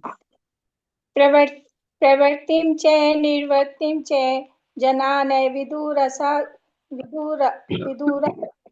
नहि शौचं नापि चाचारो न सत्यं तेषु विद्यते असत्यं प्रतिष्ठं ते जगदाहुर्नीश्वरम् अपरस्पर संभूतं किमन्ये यत् काम हेतुकम्। आसुरी प्रकृति वाले मनुष्य किसमें प्रवृत्त होना चाहिए और किससे निवृत्त होना चाहिए इसको नहीं जानते, और उनमें न तो बाह्य शुद्धि, न श्रेष्ठ आचरण तथा न सत्य पालन ही होता है। वे कहा करते हैं कि संसार असत्य, बिना मर्यादा के और बिना ईश्वर के अपने आप केवल स्त्री पुरुष के संयोग से पैदा हुआ है, इसलिए काम ही इसका कारण है। इसके सिवाय और क्या कारण है, और कारण हो ही नहीं सकता। हरे कृष्णा। प्रवृत्तं च निवृत्तं च जनानुविदुराः। गंगा जी आपने श्लोक में 7 और 8 दो पढ़ लिए है ना, 2 श्लोक पढ़ लिए आपने। जी हाँ। जी जी कोई बात नहीं, चलिए। तो देखिए अब भगवान बता रहे हैं आसुरी प्रवृत्ति वाले लोग मनुष्य जो है किसमें प्रवृत्त होना है और किसमें निवृत्त होना है ये नहीं जानते, है ना। नहीं तो उसको बाह्य शुद्धि का पता, नहीं उनको श्रेष्ठ आचरण का पता, नहीं सत्य का पालन कैसे किया जाए ये भी उनको मालूम नहीं होता। वे क्या कहते हैं हमेशा, भैया संसार जो है असत्य है और बिना मर्यादा के, बिना ईश्वर के, अपना स्त्री पुरुष के सहयोग से जो है पैदा हो रहा है, चल रहा है, काम ही इसका कारण है, इसके सिवाय और है क्या कारण। यानी स्त्री पुरुष के सहयोग से ही संतान पैदा हो रही है, ये चल रहा है और कुछ है नहीं संसार में, ऐसा ये मानते हैं। कौन? आसुरी प्रवृत्ति वाले लोग। अब देखिए ऐसा क्यों मानते हैं, आजकल का जो हमारा वातावरण है, पर्यावरण है, आसपास का जो हमारा एटमोस्फियर है, इस सब में क्या है, खान पान, शिक्षा आदि के प्रभाव से क्या रहता है, मनुष्य में प्राय किसमें हमको प्रवृत्त होना है, किसमें निवृत्त होना चाहिए, इसको नहीं तो जानते हैं, उन्हें जानना चाहते हैं। आजकल ये जो शिक्षा के हिसाब से जो हमारी पाश्चात्य शिक्षा चल रही है, जो खुला चल रहा है, उच्छृंखलता बोलते हैं इसको, उच्छृंखलता, उच्छृंखल वातावरण, नहीं जानते क्या करना है क्या नहीं करना। तो वे अभिमान के मारे अपने आप को बड़ा बुद्धिमान मान लेते हैं, आज की जनरेशन अभिमान करते हैं, बड़ा बुद्धिमान मान लेते हैं। तो कुछ लोग तो जानते हैं उनमें प्रवृत्ति निवृत्ति, पर उन पर आसु संपत्ति वाले जो लोग हैं उनका विशेष ध्यान वो रहता है, विशेष क्या प्रभाव, विशेष प्रभाव रहता है ऐसे लोगों का। वो अपना आइडियल समझते हैं, वो भैया देखो कितने बुद्धिमान, जैसे आजकल JNU वो जो दिल्ली में ना, जवाहरलाल नेहरू विश्वविद्यालय के वहां जो आपने कई देखते हैं सोशल मीडिया पर, वो मतलब ही नहीं है क्या है क्या नहीं, बस विरोध करना, ये करना वो करना। तो ये उच्छृंखल वातावरण के बारे में भगवान बता रहे हैं यहाँ पर कि प्रवृत्ति और निवृत्ति को कैसे जाना जाए। फिर इसके इसके लिए हमें देखिए गुरु के द्वारा, शास्त्रों के द्वारा, विचारों के द्वारा जाना जा सकता है। प्रवृत्ति और निवृत्ति को मनुष्य में उसे विकसित करने के अवसर भी है, स्थान भी है और योग्यता भी है, और मनुष्य इसमें सर्वथा स्वतंत्र भी है, मनुष्य इसमें सर्वथा स्वतंत्र भी है। प्रवृत्ति और निवृत्ति को न जानने से आसुरी संपत्ति आती है। देखिए प्रवृत्ति और निवृत्ति को न जानने से आसुरी प्रवृत्ति आती है, तथापि जो मनुष्य होकर भी देवी संपत्ति को धारण न करके आसुरी संपत्ति को बनाए रखना चाहता है, वह मनुष्य कहलाने लायक नहीं है, मनुष्य कहने के योग्य वो नहीं है। वे पशुओं और नार के प्राणियों से भी गए बीते हैं, क्योंकि पशु और नार के प्राणी तो पापों का फल भोगकर पवित्र होकर अगली योनि में जा रहे हैं, पर ये आसुर स्वभाव वाले मनुष्य नए नए पाप कर्म करके वापस नीचे अधोगतियों में जा रहे हैं। तो प्रवृत्ति और निवृत्ति को न जानने से उन असुर स्वभाव वालों में शुद्धि अशुद्धि का भी ख्याल नहीं रहता, कि शुद्ध क्या है अशुद्ध क्या है, उनको सांसारिक व्यवहार का भी ध्यान नहीं रहता। अर्थात माता पिता, बूढ़े बड़ों, लोग सब कैसा हमें बर्ताव करना चाहिए वे इस बात को भी नहीं जानते, उनसे असत्य बोलते हैं वो। प्रत्येक सब मानव समाज में कुछ इथिक्स होती है ना, आचार संहिता बोलते हैं इनको, वो होती है जिनका हमें पालन करना होता है, किंतु जो शास्त्रीय आदेशों को नहीं मानते वे असुर समझे जाते हैं। ये न तो शास्त्रीय नियमों को जानते हैं, न इनमें ऐसी कोई प्रवृत्ति पाई जाती है। असुर न बाहर से न भीतर से स्वच्छ रहते हैं। बाहर से स्वच्छ रहने के लिए स्नान, दंत मंजन जैसे करते हैं ना, स्वच्छ वस्त्र धारण करते हैं, और भीतर के लिए स्वच्छ के लिए, भीतर की शुद्धता के लिए भगवान के नामों का उच्चारण करते हैं, महामंत्र कीर्तन करते हैं, इनका भी पालन ये नहीं करते। तो मानव समाज का जो आज वर्तमान परिप्रेक्ष्य, मानव समाज को जो मार्गदर्शन देने वाले हैं अनेक विधि विधान है, जैसे मनु संहिता, जो मानव जाति का अधिनियम है एक प्रकार के हिसाब में। इसी ग्रंथ से उत्तराधिकार और अन्य विधि बातें आती हैं। उत्तराधिकार का कंसेप्ट है, इसी ग्रंथ से आता है। मनु संहिता में स्पष्ट कहा गया है कि स्त्री को स्वतंत्रता न प्रदान की जाए, किंतु इसका अर्थ यह नहीं कि उसे दासी बना रखा जाए। यानी स्त्री की जो ड्यूटी क्या है, प्राइमरी ड्यूटी, उसका ध्यान रखा जाए, कर्तव्य पालन का। लेकिन असुर ऐसे आदेशों की उपेक्षा करते हैं। आसुरी प्रवृत्ति के लोग, उनकी सोच होती है कि स्त्रियों और पुरुषों को समान अधिकार दिए जाने चाहिए। ऐसी मानसिकता से समाज की स्त्री में सुधार नहीं हुआ है, अपितु नारी अत्याचार बढ़े हैं। वास्तव में स्त्री जीवन को प्रत्येक अवस्था में सुरक्षा प्रदान करनी चाहिए। बाल्यकाल में उसे पिता का संरक्षण प्रदान किया जाना चाहिए, तरुण अवस्था में पति के द्वारा, बुढ़ापे में पुत्रों के द्वारा उसको संरक्षण दिया जाना चाहिए। परंतु आधुनिक जीवन शैली में यह सब अनावश्यक रह गया है। आज स्त्री की नैतिक स्थिति बहुत ज्यादा अच्छी नहीं रह गई है। जो जो हमारे समाज में आसुरी संपत्ति आ रही है, त्यों त्यों हमारा विवेक लुप्त होता जा रहा है। भोगों के परायण होने से हमें क्या करना चाहिए क्या नहीं करना चाहिए कुछ भी नहीं जानते हम। आज दिन रात हमेशा जो है बहुमंजिला मॉलों में, रेस्टोरेंट में दिन रात बिना मर्यादा के सब कुछ घूमना फिरना चल रहा है। सब ठीक है, आसुरी प्रवृत्ति है ये आसुरी प्रवृत्ति है। अब ऐसा आसुरी वाले लोग क्या कहते हैं, ये कहते हैं भैया संसार कुछ नहीं है, ये तो कल हो ना हो किसने देखा है, खाओ पियो मजे करो। ये सब क्या है, स्त्री पुरुष के सहयोग से चल रहा है संसार, ये इसमें और कुछ है ही नहीं। तो आस्तिक पुरुषों की जो होता है, इसके अपोजिट आस्तिक पुरुषों की तो धर्म में, ईश्वर में, पुनर्जन्म में क्या श्रद्धा होती है। परंतु आसुरी वाले प्रवृत्ति वाले पुरुष जो है, ये क्या करते हैं, ये मानते हैं कि संसार में धर्म अधर्म पाप पुण्य कुछ है ही नहीं, जगत का कोई मालिक भी नहीं है, यहाँ पर पाप पुण्य भोगने वाला कोई है ही नहीं, कुछ नहीं है यहाँ पर।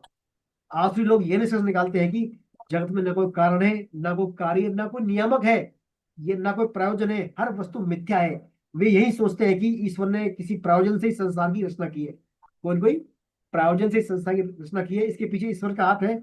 वे ऐसा नहीं मानते। उनके लिए आत्मा में और पदार्थ में कोई अंतर नहीं है, सब कुछ एक है, मैटर और सोल। उनके अनुसार प्रत्येक वस्तु शून्य है और दिखने वाली सृष्टि भ्रम के कारण है। यद्यपि असुर ऐसा कहते हैं कि जीवन स्वप्न के समान है, लेकिन वे इस स्वप्न को भोगने में बड़े कुशल होते हैं। वे ज्ञानार्जन के बजाय अपने स्वप्न लोक में अधिक उलझे रहते हैं। ज्ञान अर्जन करने के बजाय अपने स्वप्न लोक में अधिक उलझे रहते हैं। उनकी मान्यता होती है कि जैसे शिशु केवल स्त्री पुरुष के संयोग का फल है, वैसे ही संसार बिना किसी आत्मा के उत्पन्न हुआ है। प्रकृति इस जगत की कारण स्वरूप है, उसका कोई कारण नहीं है। वे नहीं मानते कि भगवान इस प्रकृति के मालिक है और उनके निर्देशन में प्रकृति कार्य करती है। सृष्टि के बारे में उनके अपने अपने सिद्धांत हैं, वो क्या है, सबको मिथ्या बताते हैं। यानी आसुरी प्रवृत्ति वाले लोग जो है कुछ नहीं मानते, बस खाओ पियो मजे करो, कुछ नहीं है, भगवान को नियामक है इसका सृष्टि का, ना कुछ है, सब कुछ प्रकृति है और प्रकृति का एंजॉय करो, सुख भोगो, ऐसा उनकी मान्यता होती है आसुरी प्रवृत्ति वालों की। अब अगला जो श्लोक है, अगले जो श्लोक में भगवान कहते हैं और बता रहे हैं इनके बारे में। आसुरी प्रवृत्ति वाले का 9वां श्लोक है ना, 9वां और 10वां श्लोक पढ़े, कौन पढ़ेंगे 9वां 10वां श्लोक, ये यही करें आज अपन, बताइए आप, अवसर हो गया। यही करें हाँ। चलिए, है ना, ये तभी करते हैं अपन आज।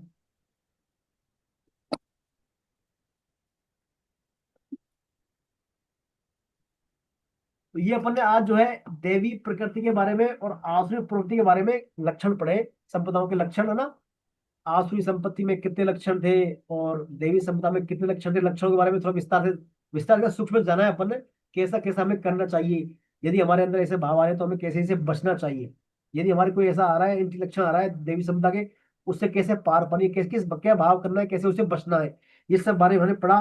साथ ही साथ यही पढ़ा आसुरी प्रवृत्ति बंधनकारी है और देवी संपत्ति भगवान के नजदीक लेने वाली है, मुक्तिदायक है देवी संपत्ति। आसुरी प्रवृत्ति वाले लोग क्या करते हैं, संसार को सिर्फ क्या स्त्री पुरुष के सहयोग से मानते हैं और कुछ भगवान को भी नहीं मानते आसुरी प्रवृत्ति वाले वो लोग। और देवी प्रवृत्ति वाले लोग भगवान की पूरी तरह तैनात होते हैं, किसमें निवृत्त होना है, किसमें प्रवृत्त होना है, ये सब बात देवी संपत्ति वाले लोग जानते हैं। वास्तव में देखा जाए तो हमारे अंदर जो दोनों प्रवृत्तियां हैं, प्रवृत्ति हमारे अंदर दोनों है, बस हमने किसको पकड़ रखा है किसको नहीं, ये हमें देखना है। हमने यदि मान ली सांसारिक सुख आसक्ति जड़ पदार्थों का आश्रय लिया तो बेशक हम आसुरी प्रवृत्ति की ओर जा रहे हैं। और यदि हमने भगवान का शरण लिया, भगवान की तरफ चले, तो निसंदेह हमारे अंदर क्या है, देवी संपदा को हमने पकड़ रखा है। हमने देवी, हमारी प्रवृत्ति देवी संपदा में हो रही है और संसारिक में जा रही है तो आसुरी संपदा में। अभी हमारे ऊपर निर्भर करता है हम किस प्रवृत्ति को, हमारी अहमता को हम किसमें क्या मानते हैं, अहमता में। और जहां अहमता होगी वहीं हमारी प्रवृत्ति होगी, और जितनी प्रवृत्ति होगी उससे फिर हमारी अहमता दृढ़ होती है। ये हमने पढ़ा है आज। अब इस बारे में कोई भी आपकी शंका हो, कोई भाव हो, प्रश्न हो, टिप्पणी हो, बोले आप। सर एक बात समझ में नहीं आई, जी सुनीता जी। इसमें एक लाइन दे रखी है कि आसुरी संपत्ति का अभिमान इतना घातक नहीं है जितना कि देवी संपत्ति का। जी अभिमान, अतः हमें इससे बचना हाँ। चाहिए। मतलब देखिए आसुरी देखिए संपत्ति मेरी का बात, अभिमान, अभिमान अच्छी बात का आता है बुरी बात का आता है, पहले ये बताइए मेरे को आप। बुरी बात का। अभिमान बुरी बात का आता है या अच्छी बात का आता है? अच्छी बात का ही आता है। अच्छी बात का आता है बहुत ना। ज्यादा। हाँ, हाँ। कैसे? तो दोनों ही देवी बातों का संपदा, आता है सर, दोनों का ही आ जाता है। नहीं, नहीं नहीं नहीं, आज सोचिए आप, सोचिए आप भाई। आसुरी सर प्रवृत्ति तो आप, आसुरी प्रवृत्ति तो देखे जाए है ही नहीं, वो तो माना हुआ मामला है, कंसेप्ट है, माना हुआ है, मिथ्या है वो तो। भाई सर मिथ्या मान रखा है आपने, है ही नहीं। सर अभिमान उससे भी तो आ जाता है, मैं बहुत पूजा पाठ करता हूँ, मैं ये करता हूँ, मैं वो वो देवी करता हूँ। संपदा, वो वो अच्छाई का बात ही है कर रहा ना, हूं मैं आपसे। देवी अच्छी संपदा चीजों का है ना। अच्छी बात हुई ना। तो मैं, ये माता जी ये कह रही है, सुनीता जी कह रही है कि देवी संपत्ति के अभिमान से, अभिमान जो है आसु संपत्ति के अभिमान की तुलना में ज्यादा खराब है ना। हम्म, अभिमान, अपनी अच्छाई को लेकर अभिमान होना क्या है, ये आसुरी प्रवृत्ति का मूल है। अपनी अच्छाई को लेकर अभिमान आना आसुरी प्रवृत्ति का मूल है। तो उससे क्या आसुरी प्रवृत्ति शुरू हो जाएगी आपकी, आपने देवी संपत्ति का अभिमान कर लिया तो इसलिए ज्यादा बुरा बताया उसको। और आसुरी प्रवृत्ति का अभिमान क्या होता है, वो तो है ही नहीं आसुरी प्रवृत्ति, आपने मान रखा है, जोर से पकड़ लिया उसको, है ना। तो मेन है देवी संपदा का कभी अभिमान, चाहे प्रवृत्ति कोई सी हो, उन गुणों को अपने में नहीं मानना है हमारे को। यदि हमने अपने में मान लिया ना, तो कैसा भी गुण हो, कोई सी तो अभिमान आ जाएगा। अभिमान आया, अभिमान है आसुरी प्रवृत्ति का मूल, वहां से फिर आप में आसुरी प्रवृत्ति शुरू हो जाएगी। तो अभिमान तो किसी प्रवृत्ति का नहीं करना है हमारे को, उनको क्या भगवान के द्वारा प्रदत्त, भगवान के लिए मानना है उनको। उससे हमारा अभिमान दूर हो जाएगा और राग द्वेष भी नहीं रहेंगे, और हम निषिद्ध आचरण भी नहीं करेंगे। फिर सभी हमें क्या है, सब में सर्वभूत वाला भाव चलेगा, फिर किसी पर द्वेष रहेगा नहीं हमारा, ये हमारा कुछ है नहीं, भगवान का ही है, तो उसमें ऐसा माने उसमें ना। इसलिए उसको बुरा बनाया गया है, क्योंकि वो आसुरी संपत्ति का मूल है वो अभिमान। जी और बोले।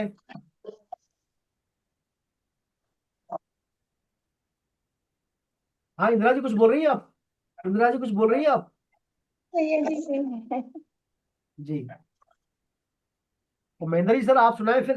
जी सर, हरे Krishna sir, Hare Hare Krishna sir. Krishna sir, हरे कृष्णा।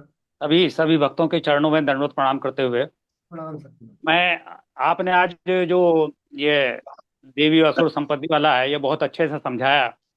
जो 26 गुण देवी प्रकृति के, वो 8 गुण असुर संपत्ति के। मूल चीज यह है कि हमें किसी भी चीज का अभिमान नहीं करना है। लेकिन मैं आज दूसरी चीज आपको, आप सभी भक्तों के चरणों में रख रहा हूँ। नारद भक्ति सूत्र से भक्ति क्या है, भक्ति का मूल भाव क्या है, ये कुछ विशेष मैंने लिखा है, तो आप सभी के चरणों में रख रहा हूँ। और मैं बहुत जल्दी 5-7 मिनट में ही कंप्लीट करूंगा। दूसरा यह है कि 17 तारीख को मैं 71 का कंप्लीट हो जाऊंगा आप लोगों के आशीर्वाद से। और चलिए सर, तो ये अग्रिम नारद भक्त, बहुत बहुत शुभकामनाएं सर आपको, बहुत अग्रिम शुभकामनाएं सर अग्रिम आपको, शुभकामनाएं सर आपको। बहुत बहुत शुभकामनाएं सर जी आपको। जी, आप ऐसे दीर्घायु रहे और हमारा इसीलिए मार्गदर्शन ये करते मैंने रहे। ये स्पेशली आज के लिए छांट के रखा था। मैंने कहा कि अगर मौका मिला तो सुना दूंगा। बहुत सुंदर सर, आप लोग कृपया बहुत कंसंट्रेट होकर के सुने। बहुत ये भक्ति का मूल तत्व है इसके अंदर, और बहुत साधारण शब्दों में मैंने लिखने का प्रयास किया है कि सत्व गुण, रजोगुण और तमोगुण या आर्त, जिज्ञासु या अर्थार्थी के भेद से गौणी भक्ति 3 प्रकार की होती है।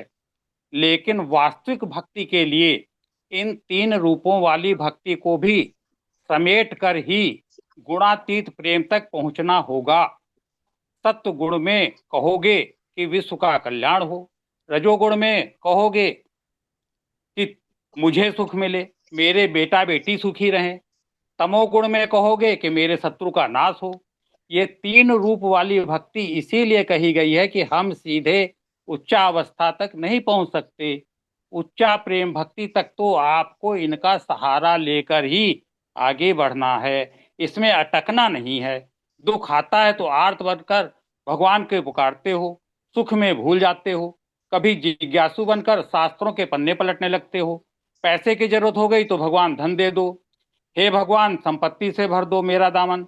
परंतु प्रेमा भक्ति में ये कुछ नहीं होता है। प्रेम में तो केवल कामना का नाश होता है। बस अपने प्रिया प्रीतम के सुख में ही अपना सुख का अनुभव करना है।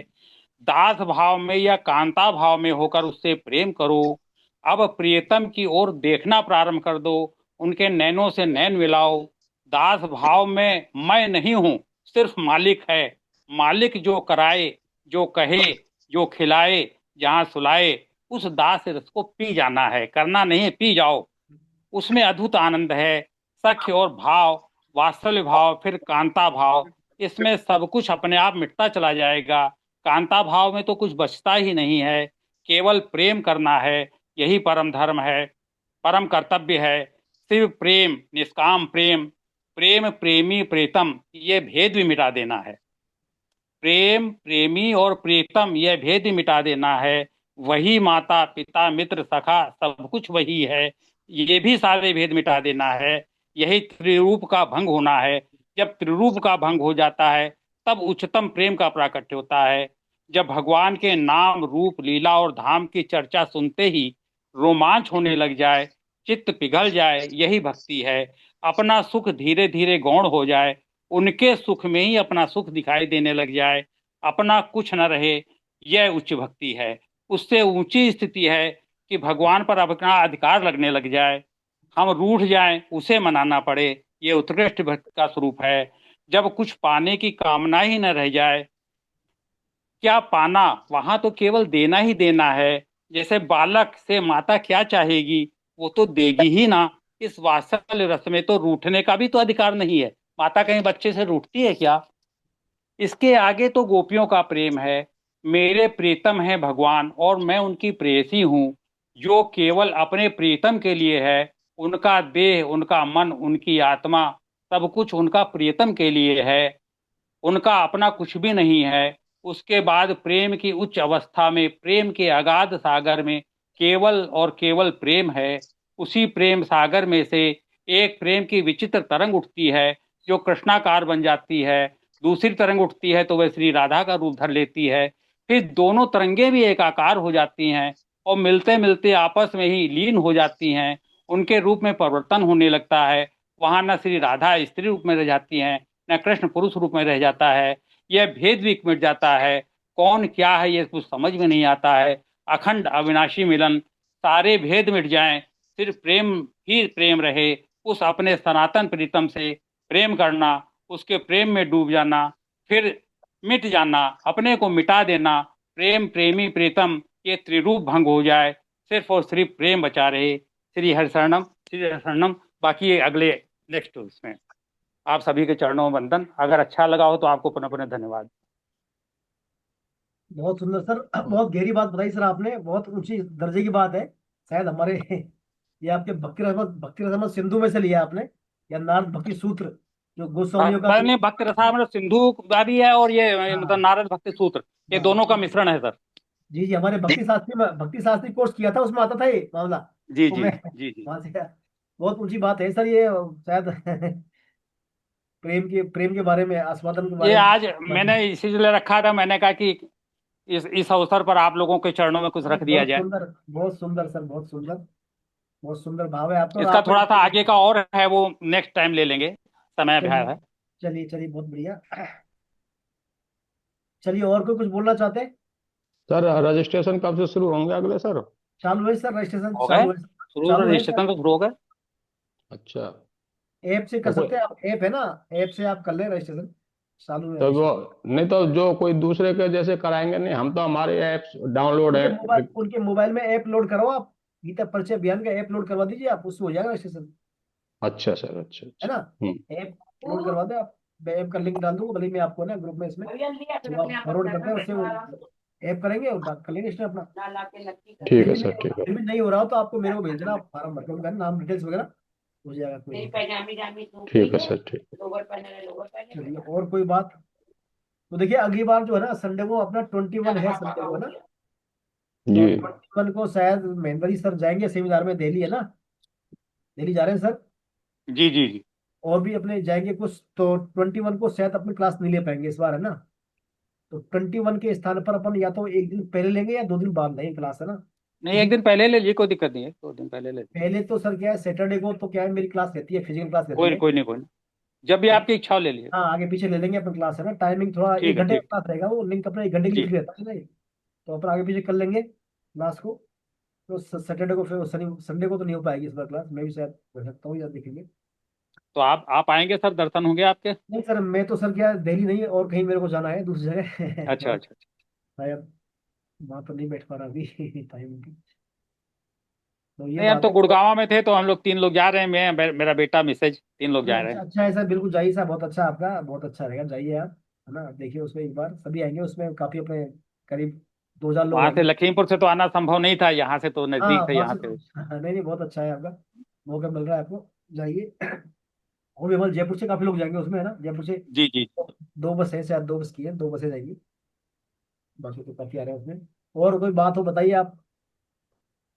अभी अपने क्या 3 चैप्टर बचे हैं, इसमें 2 चैप्टर है, 17 18, है ना, इनको अपन जल्दी करेंगे, क्योंकि दिसंबर के अंत तक या जनवरी में तक अपने को करना है, कवर करना है, तो बीच में हो सकता है जी अपनी जी। एक दो क्लास एक्स्ट्रा भी लेंगे अपन, है ना। तो अपन स्पीड स्लो चल रही है अपनी थोड़ी, है ना, कर लेंगे, स्लो में कर लेंगे, धीरे धीरे हो जाएगा वो तो एक्स्ट्रा क्लास लेकर। बाकी मोस्टली क्लासों में क्या है, 17 चैप्टर हो गए अभी, अपन में 16 में चल रहे हैं अभी। हाँ, हो कई गए। कई क्लासेस 17 में हो गए, 16 के तो हाँ लोगों ने एग्जाम भी दे दिया है। हाँ, तो अपन क्या है, एक दो क्लास पीछे है, कर लेंगे उनको, है ना, धीरे धीरे चल रहे हैं अपन, थोड़ी स्पीड स्लो है अपनी। और क्लास भी नहीं हो पाई थी बीच में 1 2 बार, कुछ मेरी समस्या आ गई थी इधर जाने की, तो वहाँ नहीं हो पाई थी। वो पहले सब साल एडजस्ट हो जाएगा। पहले नहीं, साल भी वो सन्यासी लोग रह गया था, पहले साल भी रह गया था। नहीं शुरू ही नहीं करा। रहा तो नहीं होगा, रहा तो नहीं होगा। नहीं, रहा नहीं नहीं नहीं, था, रहा लेकिन नहीं था वो लाइन। थोड़ा मतलब फास्ट स्पीड में कर लिया गया था ना। हाँ फास्ट किया होगा, तो अपन करेंगे इस बार, एक्स्ट्रा क्लास लेंगे भी, है ना, एक्स्ट्रा जी जी। क्लास करेंगे अपन, उसके 3 क्लास चाहिए 18वें अध्याय के लिए, तो वो 3 क्लास में कर लेंगे, बाकी 16वां हो जाएगा, अभी एक अगली बार 16 हो जाएगा, 2 में 17 हो जाएगा ना, कर लेंगे अपन। चलिए, तो ये बात है फिर आज की, है ना। अब शनिवार को देखो, तो मैं आपको डालूंगा मैसेज, हो गई शनिवार को या फिर सोमवार को करते हैं आगे पीछे, है ना, क्लास कर लेंगे संडे को छोड़कर। तो महेंद्र जी सर को एक बार पुनः पुनः आपको बहुत बहुत बधाई सर, आपको 17 ईयर्स के पूरे करने आप के लिए। सभी लोगों को बहुत बहुत धन्यवाद सर। और आप जो है हमें ऐसे मार्गदर्शन देते रहे, आपको आपका अनुभव जो है गीता का और ये पूरा आध्यात्मिकता का अनुभव से हमें लाभान्वित करवाते रहे, और दीर्घायु रहे, आप स्वस्थ रहे, मस्त रहे, ये हमारी कामना है भगवान से। बहुत बहुत आप धन्यवाद सर, बहुत भगवान बहुत से। धन्यवाद। चलिए, हाँ इंदिरा जी आप कीर्तन कराएं 2 मिनट के लिए, पहले इंदिरा जी बोलेंगी फिर हम सब बोलेंगे, है ना। हाँ। जी। हरे कृष्ण कृष्ण कृष्ण हरे हरे कृष्ण हरे हरे कृष्ण कृष्णा कृष्णा कृष्ण कृष्णा कृष्ण हरे हरे हरे, हरे हरे हरे राम राम हरे राम राम राम राम राम हरे हरे हरे हरे, हरे हरे कृष्ण कृष्ण हरे हरे कृष्ण कृष्ण कृष्ण कृष्ण कृष्ण कृष्ण हरे हरे हरे हरे, हरे हरे राम राम हरे हरे राम राम राम राम राम राम हरे हरे, हरे हरे कृष्ण कृष्ण हरे हरे कृष्ण कृष्ण कृष्ण कृष्ण कृष्ण कृष्ण कृष्ण कृष्ण हरे हरे हरे, हरे हरे हरे राम राम हरे राम राम राम राम हरे हरे हरे, कृष्णा हरे हरे कृष्णा, कृष्ण नाम संकीर्तनम यस्य नाम नाम संकीर्तनं संकीर्तनं यस्य सर्वपापनाशनम सर्वपापप्रणाशनम् प्रणामो दुख समनमस्तम प्रणामो दुःखसंनहितं नमस्तं नमामि हरिं परम नमामि हरिं हरिं परम् परम् बोल वृंदावन बिहारी लाल की, जय हो श्री श्री कृष्ण बलराम की, जय हो जय के आनंद की, जय हो जय सभी वैष्णवों की। जय हो जय नाम से हरे कृष्ण हरे हरे हरे कृष्ण।